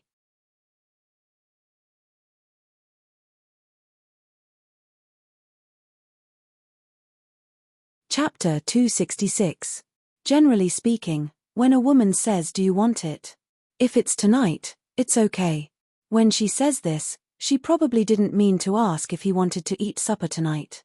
Raito naturally understood what Yunyang meant. Otherwise, he wouldn't be naive, but really stupid. Speaking of which, among the harem trio, Yunyang and Raito's relationship was the most intimate, because Yunyang was the most daring. In the 3 stages of love, which were kiss, caress, and sleep together, the colored glaze only reached A, Downier didn't even reach A, and Yunyang even passed B. When Raito touched her feet and legs, Yunyang didn't refuse. Instead, she seemed to find it very interesting. Later on, when Raito boldly and shamelessly touched the pair of cute slimes, Yunyang didn't express any displeasure. That kind of charm that could cause the downfall of countries and cities combined with the mature figure of a big sister that was like a peach, exuding a fatal attraction. And what made this attraction even more terrifying was that Yunyang was the kind of person who was willing to take the initiative to be intimate with others. Just like now. Although she was a genuine, pure girl, this didn't stop Yunyang from taking the initiative. Because her personality was like this, daring to try all kinds of new things, and also liked to enjoy all kinds of enjoyment. Regarding the fact that he was pushed down by Yunyang, Raito felt his mind go blank for a moment, and at the same time, his breathing suddenly quickened. At this time, Yunyang had just finished showering. The strong smell of hormones on her body mixed with the fragrance of the shower gel, coupled with the soft silk nightgown, this beauty's charm was displayed to the extreme. What's more, this great beauty even asked "Do you want it?" a question that couldn't possibly have a second answer, so it would be strange if he could resist. Thus, without even thinking, Long Do brought over a slave. He flipped over and placed Senior Yunyang on the bed. Then, he propped up the pillow with his hand and looked at her eyes that carried a blurred expression. Yunyang, Can I really do it? But be gentle, I haven't done it before, I heard it's a bit painful at first. Okay, I'll be gentle. Finally, the day has finally arrived, I can finally become a real man. Looking at Yunyang lying on the bed with a playful expression, Raito suddenly felt like crying. After mentally preparing himself, Raito slightly lowered his head and planned to start this hot night with a passionate chirp. However, just as this pair of lovers was about to take a new step, a light knock came from Yunyang's door. Damn! What the hell? Instantly, Raito's body bounced off Yunyang's body and awkwardly sat to the side. Yunyang also frowned slightly and asked with an unhappy tone. Who is it? La, you're not asleep yet, right? It's Mom, I'm coming in. At this time, Yunyang's mother, Tsuki Rizen's voice came from outside the door. Mom! Why would she? Phew, no choice. Hearing her mom's voice, Yunyang hurriedly lifted the blanket and signaled for Raito to hide inside, while she lay down beside Raito, picked up a book from the bedside table, and pretended to be reading on the bed, and then picked up the remote to open the door. Yunyang's door was an electronic lock that could be opened remotely, so there was no need to get off the bed to open the door. 2 seconds after Raito hurriedly crawled under the blanket, Zhenqin opened the door and walked in, walking towards Yunyang's bedside. After coming to the bedside, Zhenqin smiled and said to her daughter, "Still reading? I hope I didn't disturb you." "You can say that. Why did you suddenly come over?" "I went to Madame Kudo's place to have a tea party tonight, and it happened to be near here, so I couldn't be bothered to go back, and decided to stay here for a night to accompany my cute daughter." Saying this, a relaxed smile appeared on Zhenqin's face, as if saying, "Are you happy? Are you having a good time?" If it was any other time, Yunyang would definitely be very happy if her mom came over to accompany her. But today was different. Yunyang was about to step onto a new level with her boyfriend, but who knew that Zhenqin would suddenly come and mess things up, causing her to have a strange expression. As for Raito, who was hiding under the blanket, it was even more awkward. What's going on? What's going on? I was being intimate with my girlfriend in her room, but my mother-in-law suddenly came and blocked me in my girlfriend's blanket. This situation was very awkward for Raito, and also very scary. After all, he couldn't imagine what Zhenqin's expression would be if she found out that he was hiding in her daughter's bed. But at this moment, something even scarier happened. As Zhenqin spoke, she actually sat down on Yunyang's bed and smiled. "How about I sleep here with you tonight? We haven't slept together in a long time." Hiss. The moment she heard this, Yunyang shivered, and Raito, who was hiding behind her, also shivered. The two could be said to be in sync. What a joke, sleep together. As long as Zhenqin lifts the blanket, no one will be able to sleep tonight. This isn't good. After feeling the crisis, a drop of cold sweat fell from Yunyang's smooth forehead, and she said awkwardly, "Why isn't it good? Didn't we often sleep together before?" "That's true, but today I have a cold, and I'm afraid of infecting you." Achoo. In order to strengthen her persuasion, Yunyang pretended to sneeze cutely. If it was any other time, Raito would definitely be attracted by the sound of the sneeze, but now he didn't have the mood to do so. Instead, he paid full attention to the second mother-in-law's actions. Please, don't come over." He didn't know if Raito's prayer was effective, or if Yunyang's sneeze was quite realistic. When Zhenqin heard that, she said, "Then you should rest well tonight. I'll sleep in the guest room next door. I won't disturb you." After rubbing Yunyang's head, Zhenqin leisurely opened the door and walked to the guest room next door. Phew. Suddenly, Raito breathed a sigh of relief. He poked his head out of the blanket, reached out and hugged Yunyang's slender waist, and said with a smile, "This is really dangerous, I was almost caught, hey." Indeed, I didn't expect Mom to come back at this time. After holding Raito's hand, Yunyang said regretfully, "But it seems that we can't do it tonight. Mom is sleeping in the small guest room next door. If there is any noise, it will disturb her." Although the soundproofing of the Tsutsumirabetsuin room was good, after all, it was late at night, and the surroundings were very quiet. If the two of them did it in the room, it would be strange if Zhenqin, who lived next door, couldn't hear it. But if they covered their mouths and didn't make any sound, the two of them wouldn't feel good enough. They would feel very sullen, so they might as well not do it. That's the only way. So miserable. Raito naturally knew this, so he also nodded bitterly, but the fire in his chest didn't go down. How to put it, in fact, since Yunyang changed her clothes, Raito had been very angry. Later, after Yunyang made it clear that she wanted to help him, Raito's fire burned even more vigorously.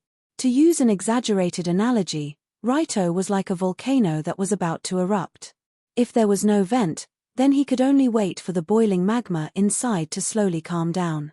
Anyone who had experienced such a situation would know that this process was very unpleasant. It was like the feeling of being forced back halfway through a sneeze. Seeming to feel Raito's sullenness, Yunyang first pondered, and then said to Raito, who was about to get up and leave, "How about this? It's already so late, you should stay here tonight." But in my current situation, if I stay here, it's a bit torturous. If it was a normal day, being able to sleep in the same bed with Yunyang, even if it was just sleeping together, was a great enjoyment for Raito. But the problem was that now Raito's fire had been greatly aroused by her, and it was in the ultimate state of overclocking. Sleeping with her was not enjoyment, but torture. It was like a person who had been hungry for several days was placed in front of him, but the meat couldn't be eaten, and he could only sleep with the meat. Who could stand this? However, Yunyang whispered in his ear, "I know. Don't worry, I will help you solve it so that you can sleep peacefully." "What? Help me solve it? What do you mean?" Beep. Before Raito could react, Yunyang picked up the remote control on the bedside table and pressed the button to turn off the lights. The next moment, the room filled with the delicate fragrance of a young girl suddenly fell into darkness, and for a moment it became pitch black. Then, a rustling sound came from the bed. Raito felt the quilt suddenly moved, and a warm body lifted the quilt and went under. Yunyang. Just lie down, I read this method from a book, I don't know if it can be done. Anyway, let's give it a try. Book. Read it from a book. Give it a try. This is. Oh. Just when Raito didn't react to what Yunyang was saying, he suddenly felt his body heat up, and the action in the sixth last paragraph of chapter 95 was reproduced in this small quilt. So it's like this. Yunyang. Amazing. When he was enveloped by a feeling that he had never experienced before, Raito couldn't help but take a deep breath, and felt that his whole body fell into a bottomless abyss.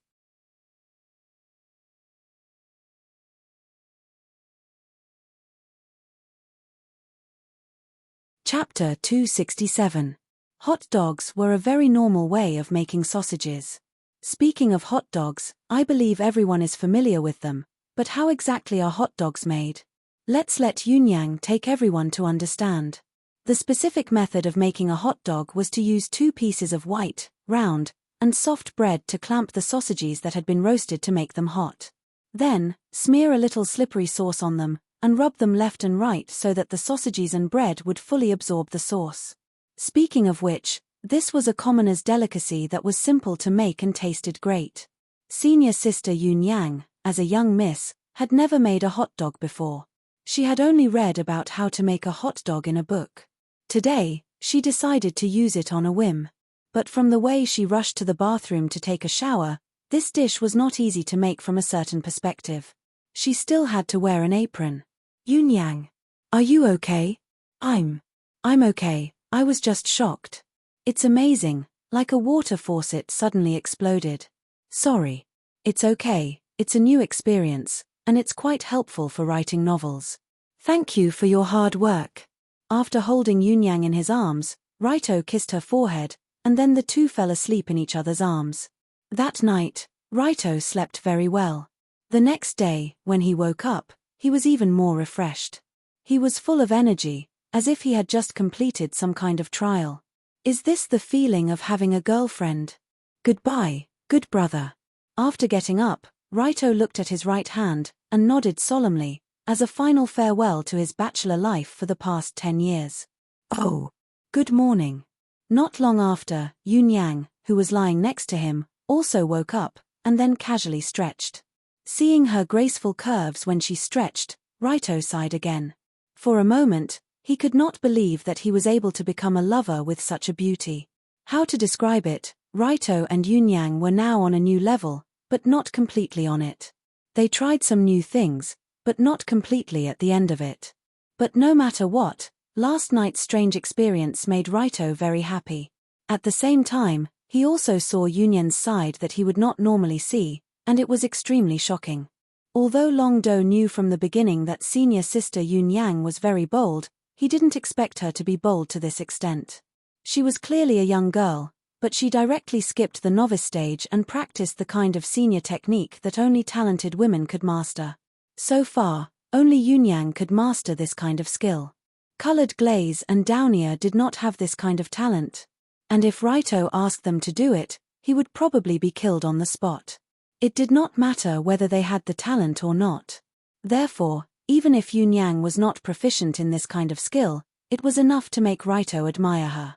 In the end, he was defeated by her great heart. Speaking of which, other than the fact that senior sister Yunyang was quite bold, there was also the fact that she really liked Long Do, which was why she wanted to make Long Do feel comfortable. Thinking of this, Raito felt warm in his heart. After all, having such a cute and proactive girlfriend was really a great joy in life. What's wrong? Why are you staring at me in a daze early in the morning? Are you still thinking about what happened last night? When being stared at by Raito, Yunyang, who was sitting in front of the dressing table and doing her hair, could not help but ask with a smile. While she was doing her hair, Yunyang raised her long and slender hands behind her back. Because she was only wearing a simple set of underwear and the nightgown from last night had been washed, her smooth, white, and hairless underarms attracted Long Do's attention. Thus, Long Do swallowed his saliva and smiled awkwardly. That, more or less. If you like it, I will help you many times, don't stare at me like this. Oh. Woo woo woo woo. Yunyang, you are really an angel. When Long Do heard senior sister Yunyang's casual reply, which contained a myriad of flirtatious emotions, he instantly felt as if he had turned into light. He wanted nothing more than to put on his underwear, throw on a bedsheet, and fly out to save the world. In this way, Raito jumped out of the window with a good mood. He jumped out of the bedroom that brought him countless beautiful memories, then quietly slipped to the street, waiting for Yunyang to come out to school. Not long after, Yunyang, who was neatly dressed in the first high school uniform, and her face returned to her usual gentle expression, walked out of the gate. This Yunyang was the Yunyang in Tsukujiri that the public was familiar with. But after last night, Long Do got to know the new Yunyang. He got to know what the Yunyang in the moon vision looked like. He was the only one in the world who could see it. Therefore, until the two arrived at the school gate of First High School, Raito was in a good mood, and so was Yunyang, who was walking beside him. You love me tilde tilde tilde, I love you tilde tilde tilde, xxxx, sweet honey tilde tilde tilde tilde. She even hummed an inexplicably familiar melody as she walked, and it was like a magical sound that pierced the ears. While humming, Yunyang unconsciously reached out and hugged Raito's arm, like a little girl in love. The young man and woman in love seemed to only have eyes for each other. Usually, when Yunyang and Long Do were alone, small actions like holding hands, hugging each other's arms, or hugging each other's waist had become a habit for them. Especially after last night, the two of them had become even closer. However, they obviously didn't notice that they weren't alone. Instead, they were openly walking on the school road outside Dori No. 1 High School. There were at least 500 to 600 students in their field of vision. Therefore, this scene made many jaws drop in shock. Am I seeing things? That's Yunyang and Raito Kiri? Seeing the two walking together intimately, and the girl hugging the boy's arm, most of the students who were about to go to school were stunned. A male student who was eating a sandwich while walking saw this scene, bit his finger, and threw the sandwich at the face of the student behind him. The student who was thrown a sandwich didn't have time to get angry. He just looked at Raito and Yunyang and continued to walk until the sandwich fell to the ground.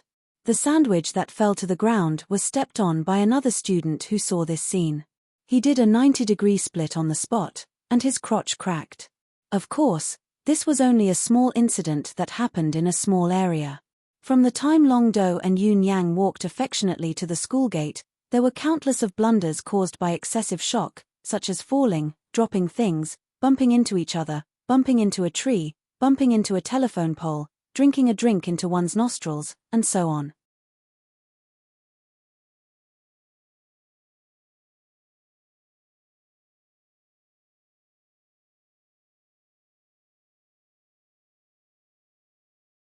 Chapter 268.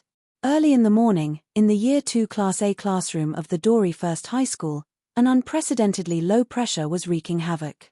This low pressure was so strong that it was as if it wanted to turn the classroom into a Siberian ice field. Even the teacher subconsciously lowered his voice by several decibels during class. And the source of this low pressure was the scion sitting in the second-to-last row by the window, colored glaze Kanzaki. Ever since this scion from Kamiyoshi came to school, her expression had never been good. Although colored glaze usually had a very cold expression in school, being cold didn't equate to having an angry expression, nor did it equate to a Siberian low pressure. Displeased, very displeased, extremely displeased, at this moment, colored glaze was sitting on her desk as she reached out for the ballpoint pen she always used and subconsciously scratched the surface of her desk. Crunch, crunch, crunch. The soft crunching sounds almost reached the ears of every student in the class, but everyone only dared to lower their heads and read their books. Even the teacher didn't dare to look in the scion's direction. Too scary, truly too scary. Everyone knew that colored glaze Kanzaki had a special identity, and that her aura was much stronger than the average high school students, but they didn't expect her to give off such a terrifying aura when she was angry.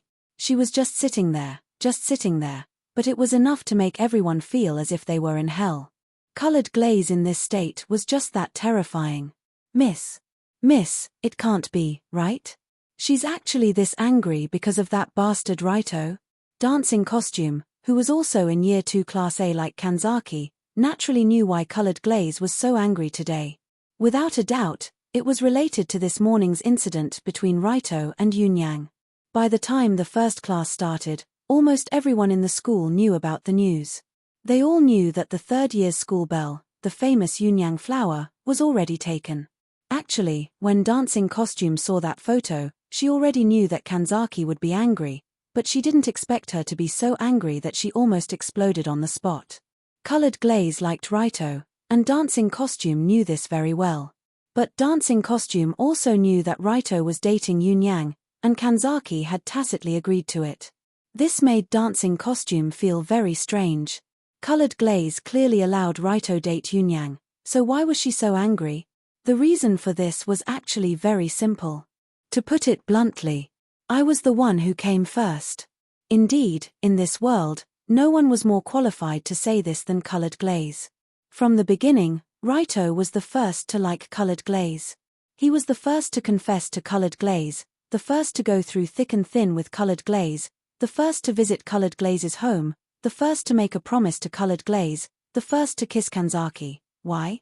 I was here first, so why did he announce his relationship with Yun Yang first?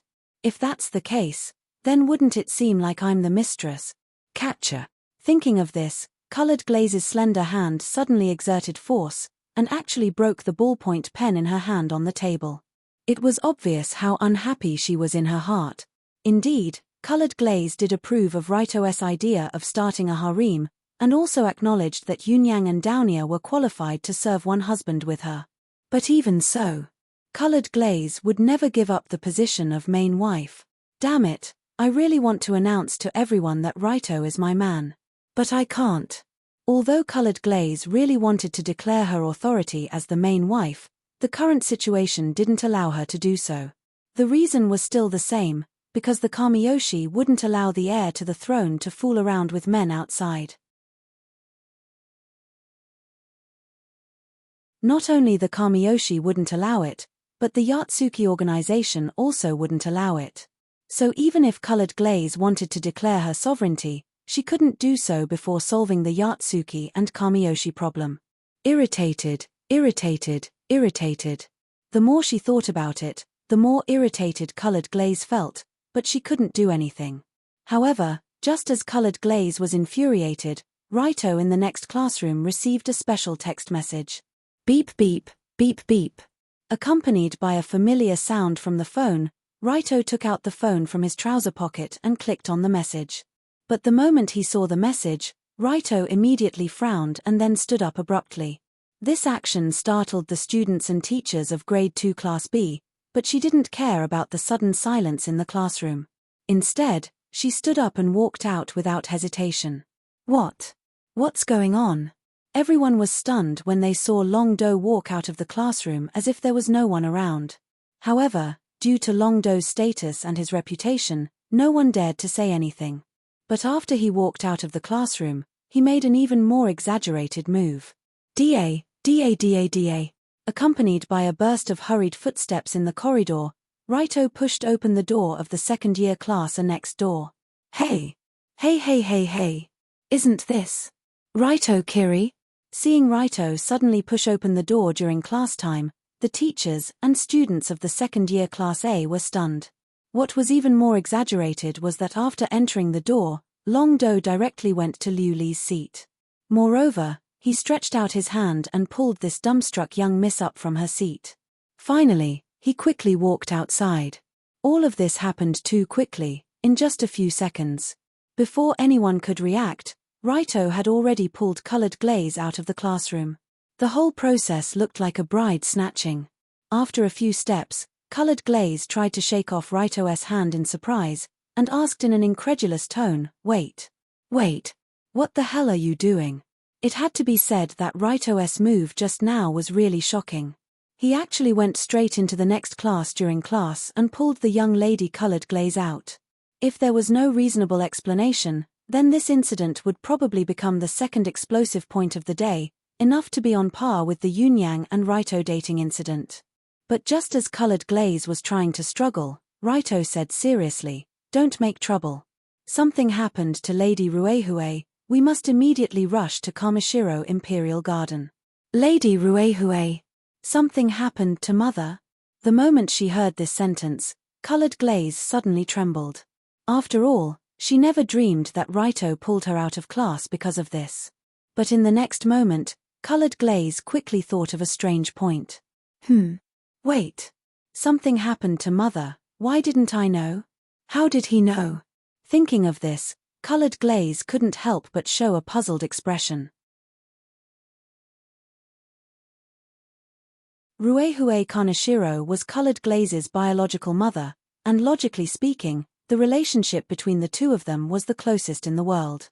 But now, something seemed to have happened to Ruehue, and Colored Glaze didn't know anything about it, but Raito got the information faster. This didn't make sense, did it? As if he knew what Colored Glaze was thinking, Raito took out his phone and showed her the message sent by Bunnyball from the cat house. There were only a few simple words on the message. It said, Madam fainted on the ground, speed. Although it was only a few words, the content was enough to shock anyone who saw it, and it made Colored Glaze even more confused. What's going on? Why didn't I receive this message? Why did Bunnyball only send it to Raito, but not to me? I'm the young lady of Kamiyoshi. I'm Mother's daughter, right? At this moment, Raito pulled Colored Glaze out of the school while explaining, Actually, Madame Ruehue has been hiding something from you. She didn't want you to know, so Bunnyball naturally didn't inform you. Something has been hiding from me? What is it? After hearing this, Colored Glaze only felt her heart beat wildly. Raito's words combined with the message of Ruehue fainting just now, with her intelligence, it wasn't difficult to guess the worst answer. Madame Ruehue is actually seriously ill. She thinks that she doesn't have long to live, so she didn't want to tell you some things. Mother, she doesn't have long to live. In an instant, Colored Glaze felt dizzy as she walked. Her legs seemed to have lost their strength, and she fell forward unconsciously. But Colored Glaze didn't fall to the ground, but when she fell forward, Raito caught her. In the next second, Raito put his hands on her back and legs, and the young lady's slender body was carried up in a princess carry position. Don't forget, at this time, the two were still in school. Although it was still class time, there were still some figures around. If it were any other time, Liu Li would definitely not allow Long Do to do such an intimate action to her in public. But now, she couldn't care less about it. How is it possible, Mother? Don't worry, listen to me carefully, okay? Raito naturally understood Colored Glaze's feelings when she heard the sudden news, but he smiled and said in Colored Glaze's ear, I just said she thinks she doesn't have long to live. Do you understand what this means? Hey! Hearing this, Colored Glaze's head turned to Raito's direction, and looked at the man with a surprised gaze. Ruehue doesn't have long to live. Ruehue thinks she doesn't have long to live. In between these two sentences, he only added thinks she doesn't have long to live, but the meaning was completely different.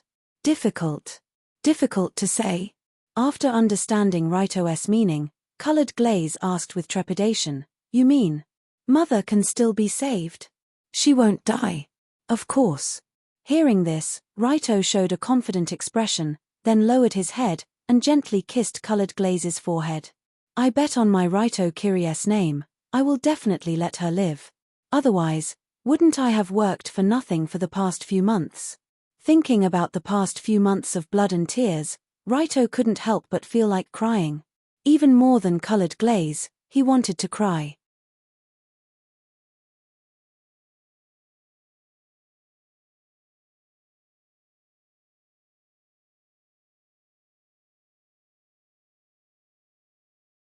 At first, Colored Glaze thought that it was because her mother had been busy in recent years, so she gradually became estranged from her, but from the current situation, it should be Ruihui's deliberate intention. Because she knew that she didn't have long to live, in order to not let her daughter be sad, Ruihui chose the stupidest method. As long as her daughter didn't like her, naturally she wouldn't be sad. Idiot. How can there be such an idiot? Thinking about this, Colored Glaze couldn't help but sigh deeply, and there was a faint mist floating in her eyes. In Colored Glaze's heart, her mother had always been incomparably wise, as if she could see through all the truths of the world, and nothing could be difficult for her, the kind of perfect woman who could always remain calm. But when it came to her daughter, Ruihui always seemed to do something that seemed very stupid. Perhaps this was the so-called caring makes a mess. As the car stopped at the side door of the Kamishiro Imperial Garden, Raito and Colored Glaze quickly jumped out of the car and walked towards the side door. At this time, there was already a familiar old figure waiting at the side door, but when he saw Lady Colored Glaze, he frowned slightly. After glancing at Colored Glaze, Cat House Bunnyball looked at Raito with a somewhat angry gaze and questioned, Raito-kun, what is the meaning of this?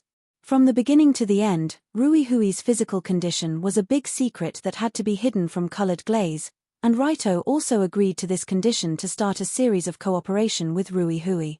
But now, Raito acted on his own initiative and brought Colored Glaze here, completely disregarding the previous agreement, so it was no wonder that Bunnyball was angry. But even though he felt Bunnyball's anger, Raito only shrugged and smiled faintly. She has the right to know, and the right to stay here. But this isn't Lord Ruihui's wish. Sorry, I can't let you in. Speaking until here, this old butler who had guarded the Kamiyoshi for his entire life firmly shook his head, and actually ordered Raito and Colored Glaze to leave. Ruihui had given a strict order to not let anyone under any circumstances let Colored Glaze know about her condition. So when Raito violated this agreement, he had already lost the right to cooperate with Ruihui. Bunnyball naturally wouldn't let him in to see Ruihui. But Raito had already expected Bunnyball's current attitude.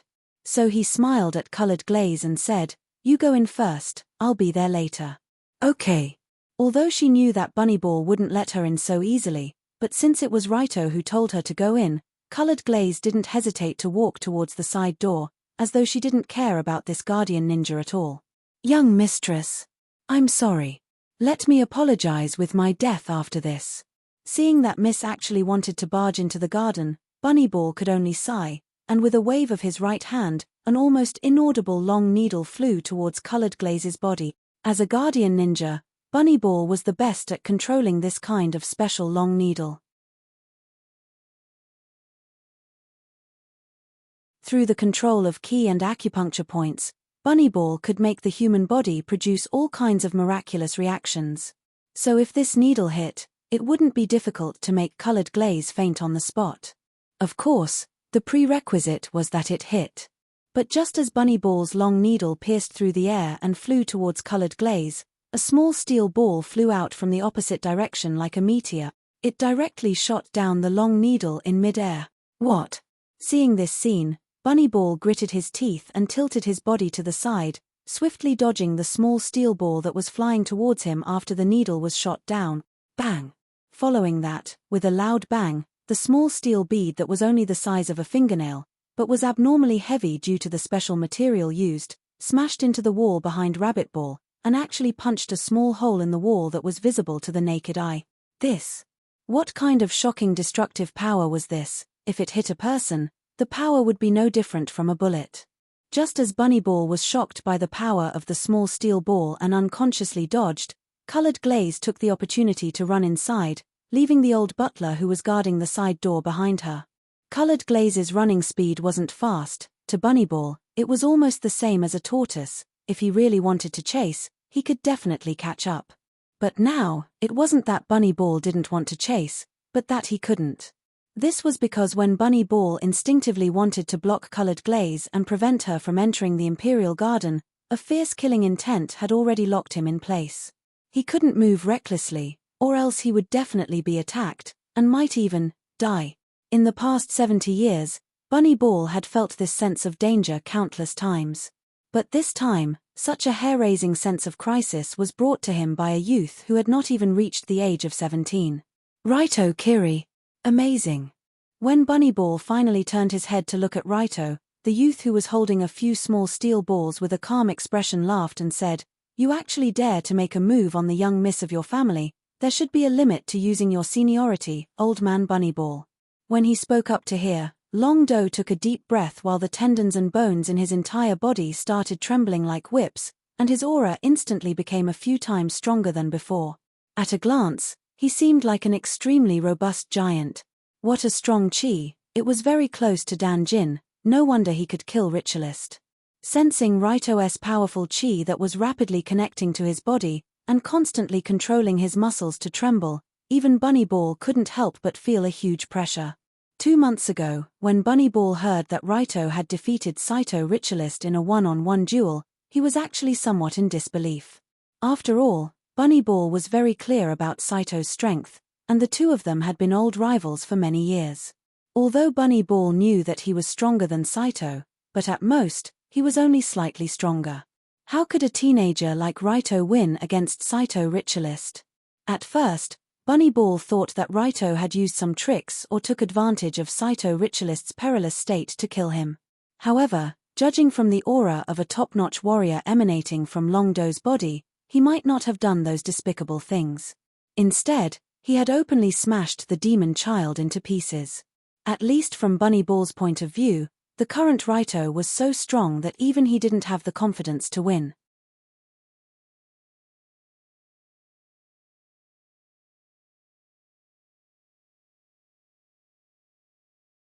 Chapter 270.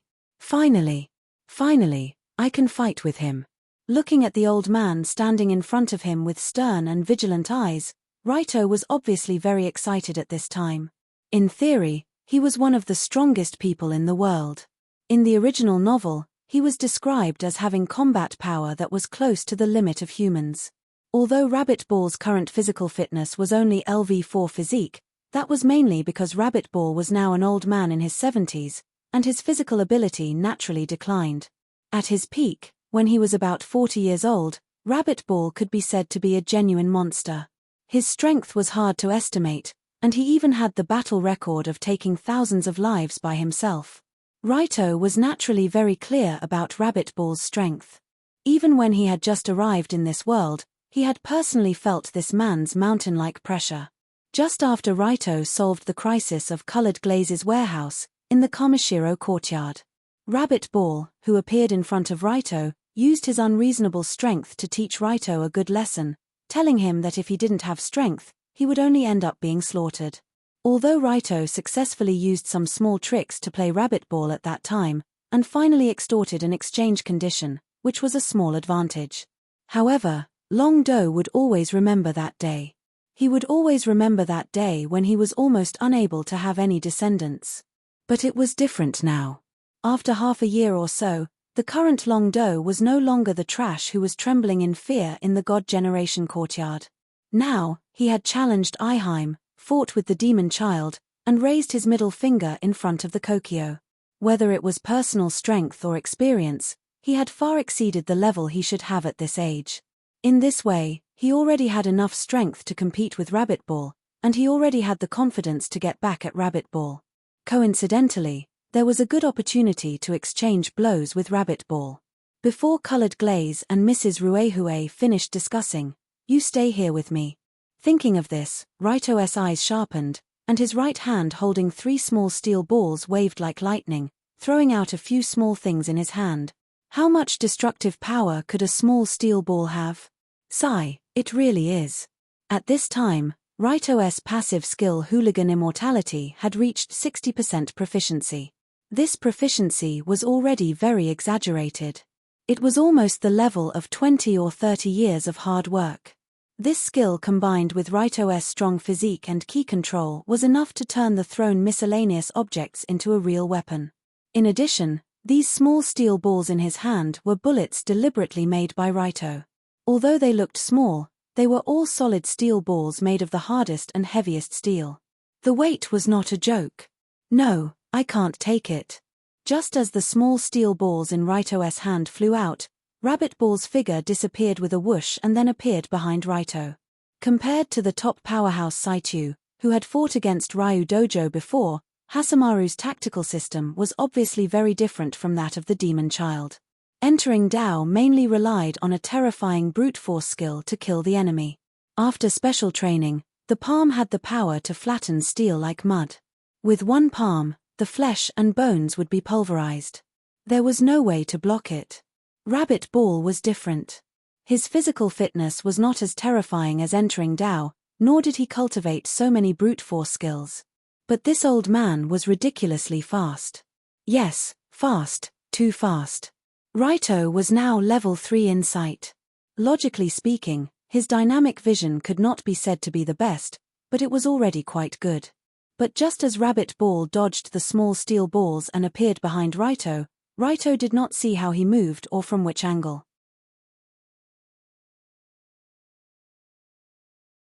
Bunny Ball's body looked like a ghost. It was as if he could appear anywhere as light as a feather. This kind of ridiculous speed was an ability that Dragon Fight had never encountered before. But it's okay, I can still react. Just as the old figure suddenly appeared behind Raito and swung an attack at him, Raito thought he could block Rabbit Ball's attack.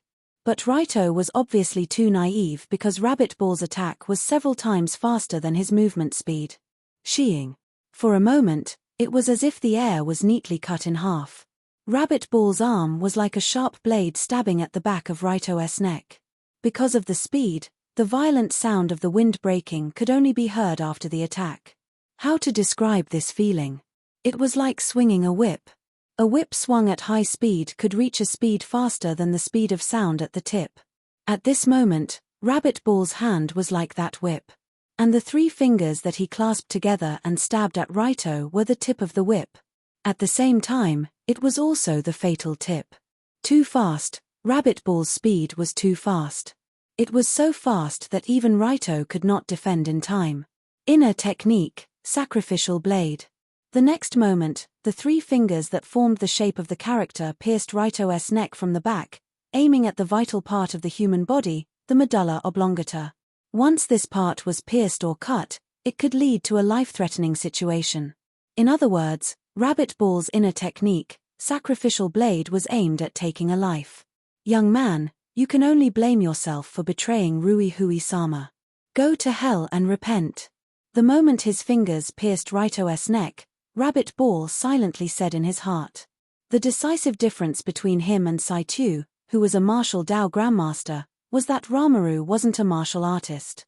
He was actually a ninja who walked in the dark and took people's lives. The inner technique of the ninja was the ultimate assassination technique that was passed down from generation to generation. Every strike was aimed at the vital parts of the body, and there was no consideration for injury or repulsion. And this inner technique, sacrificial blade, was to swing the arm out like a whip, allowing the fingers to reach a supersonic speed, causing an almost unblockable penetrative damage. In addition, Rabbit Ball was an expert who had cultivated ki to Danjin level. The power of his sacrificial blade was enough to penetrate a steel plate. If it hit a person, even a tough guy who had entered the Tao would have a hole. Therefore, the draconic fighter who was struck by this sacrificial blade from the back should be dead for sure, right? This is. The feeling is not right. So hard. Just when the 3 fingers pierced Raito's body and penetrated, Rabbit Ball felt that his fingers had only penetrated about 2 centimeters before they were forcefully stuck.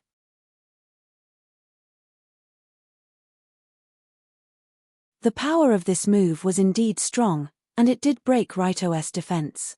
But this kind of superficial injury was not enough to cause a fatal blow.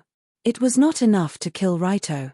Rabbit Ball could not imagine that a living human's neck could have such exaggerated hardness. It was even harder than a steel plate. Whoosh. The next moment, Raito's arm quickly reached back and grabbed Rabbit Ball's right hand at a strange angle. Powerful. Unfortunately, the lethality is a bit low. After grabbing Rabbit Ball's hand, Raito slightly turned half of his face and revealed an excited smile to the leader of the Guardian Ninja.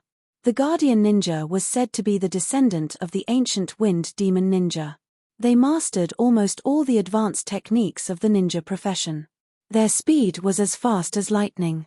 Their attack was a one-hit kill. Although Rabbit Ball was good at using long needles, he did not need any tools to kill people. 3 fingers were enough to kill people without leaving a trace. The sure kill attack of Rabbit Ball was actually described by Long Do as a little weak. This, full marks. But in fact, it was not a bluff. After all, Rabbit Ball was facing the extreme Tao master Raito Kiri, who had the strongest defense in the world. With 80% mastery of Copper Skin and Iron Bone, LV4 Constitution, and Chi buffs, Ryu Fight's defense had long since reached a level higher than Seitu's. He could even block bullets with his body. In addition, when the sacrificial blade was about to stab him, Raito slightly turned his head at the last moment, allowing the needle to stab the trapezius muscle beside his neck. Then, he quickly contracted the muscle between his fingers, which was why the medulla oblongata was not directly pierced. Now that Rabbit Ball's attack missed and his wrist was caught, he would definitely have to pay the price. Dragon Bone Dislocation Hand, Heaven and Earth Inverted. Before Rabbit Ball could even react, his body flew up like a fallen leaf, involuntarily flying out. This flight caused Rabbit Ball to fly in a huge arc from behind Long Do and fly in front of him. Then, with lightning speed, Long Do twisted his arm and pressed him to the ground. Because of the skill bone dislocating dragon entangling hands, this series of grabs could be said to be extremely smooth. In the blink of an eye, Rabbit Ball's old face came into close contact with the ground. Poof! His nose, which was already a little flat, hit the hard floor. Blood spurted out like a blooming flower, dyeing the white floor red. The most important thing was that 2WN was pressed to the ground by Long Do with his arm bent backward. This kind of posture was usually very difficult to break free from. Catcher. But in the next second, Rabbit Ball, who was pinned to the ground with his arm bent, suddenly dislocated his shoulder joint. He suddenly rolled on the ground at a strange angle and cleverly broke free from Raito's grabbing posture. Good guy. As expected of the original work's strength ceiling, he really didn't take it seriously. Seeing Rabbit Ball stand up and relocate his shoulder joint in the blink of an eye, Raito couldn't help but grin. But that's how it should be. Otherwise, it wouldn't be interesting. After revealing a happy expression, Raito continued to fight with Rabbit Ball at the entrance of the Kamashiro Imperial Garden. The two of them went back and forth. Needles and steel balls flew everywhere. The light and dark forces were the same color. But just as the two of them were happily fighting, the colored glaze finally arrived at Rui Hui's door. You're tuning in to the Dreamy Chapters YouTube channel. We're so grateful for your support, and don't forget to subscribe to join us on this incredible journey through captivating stories. Your generosity through donations truly makes a world of difference, as it's the primary source of revenue that allows me to expand and enhance this channel for you. Thank you from the bottom of my heart for being a part of this adventure.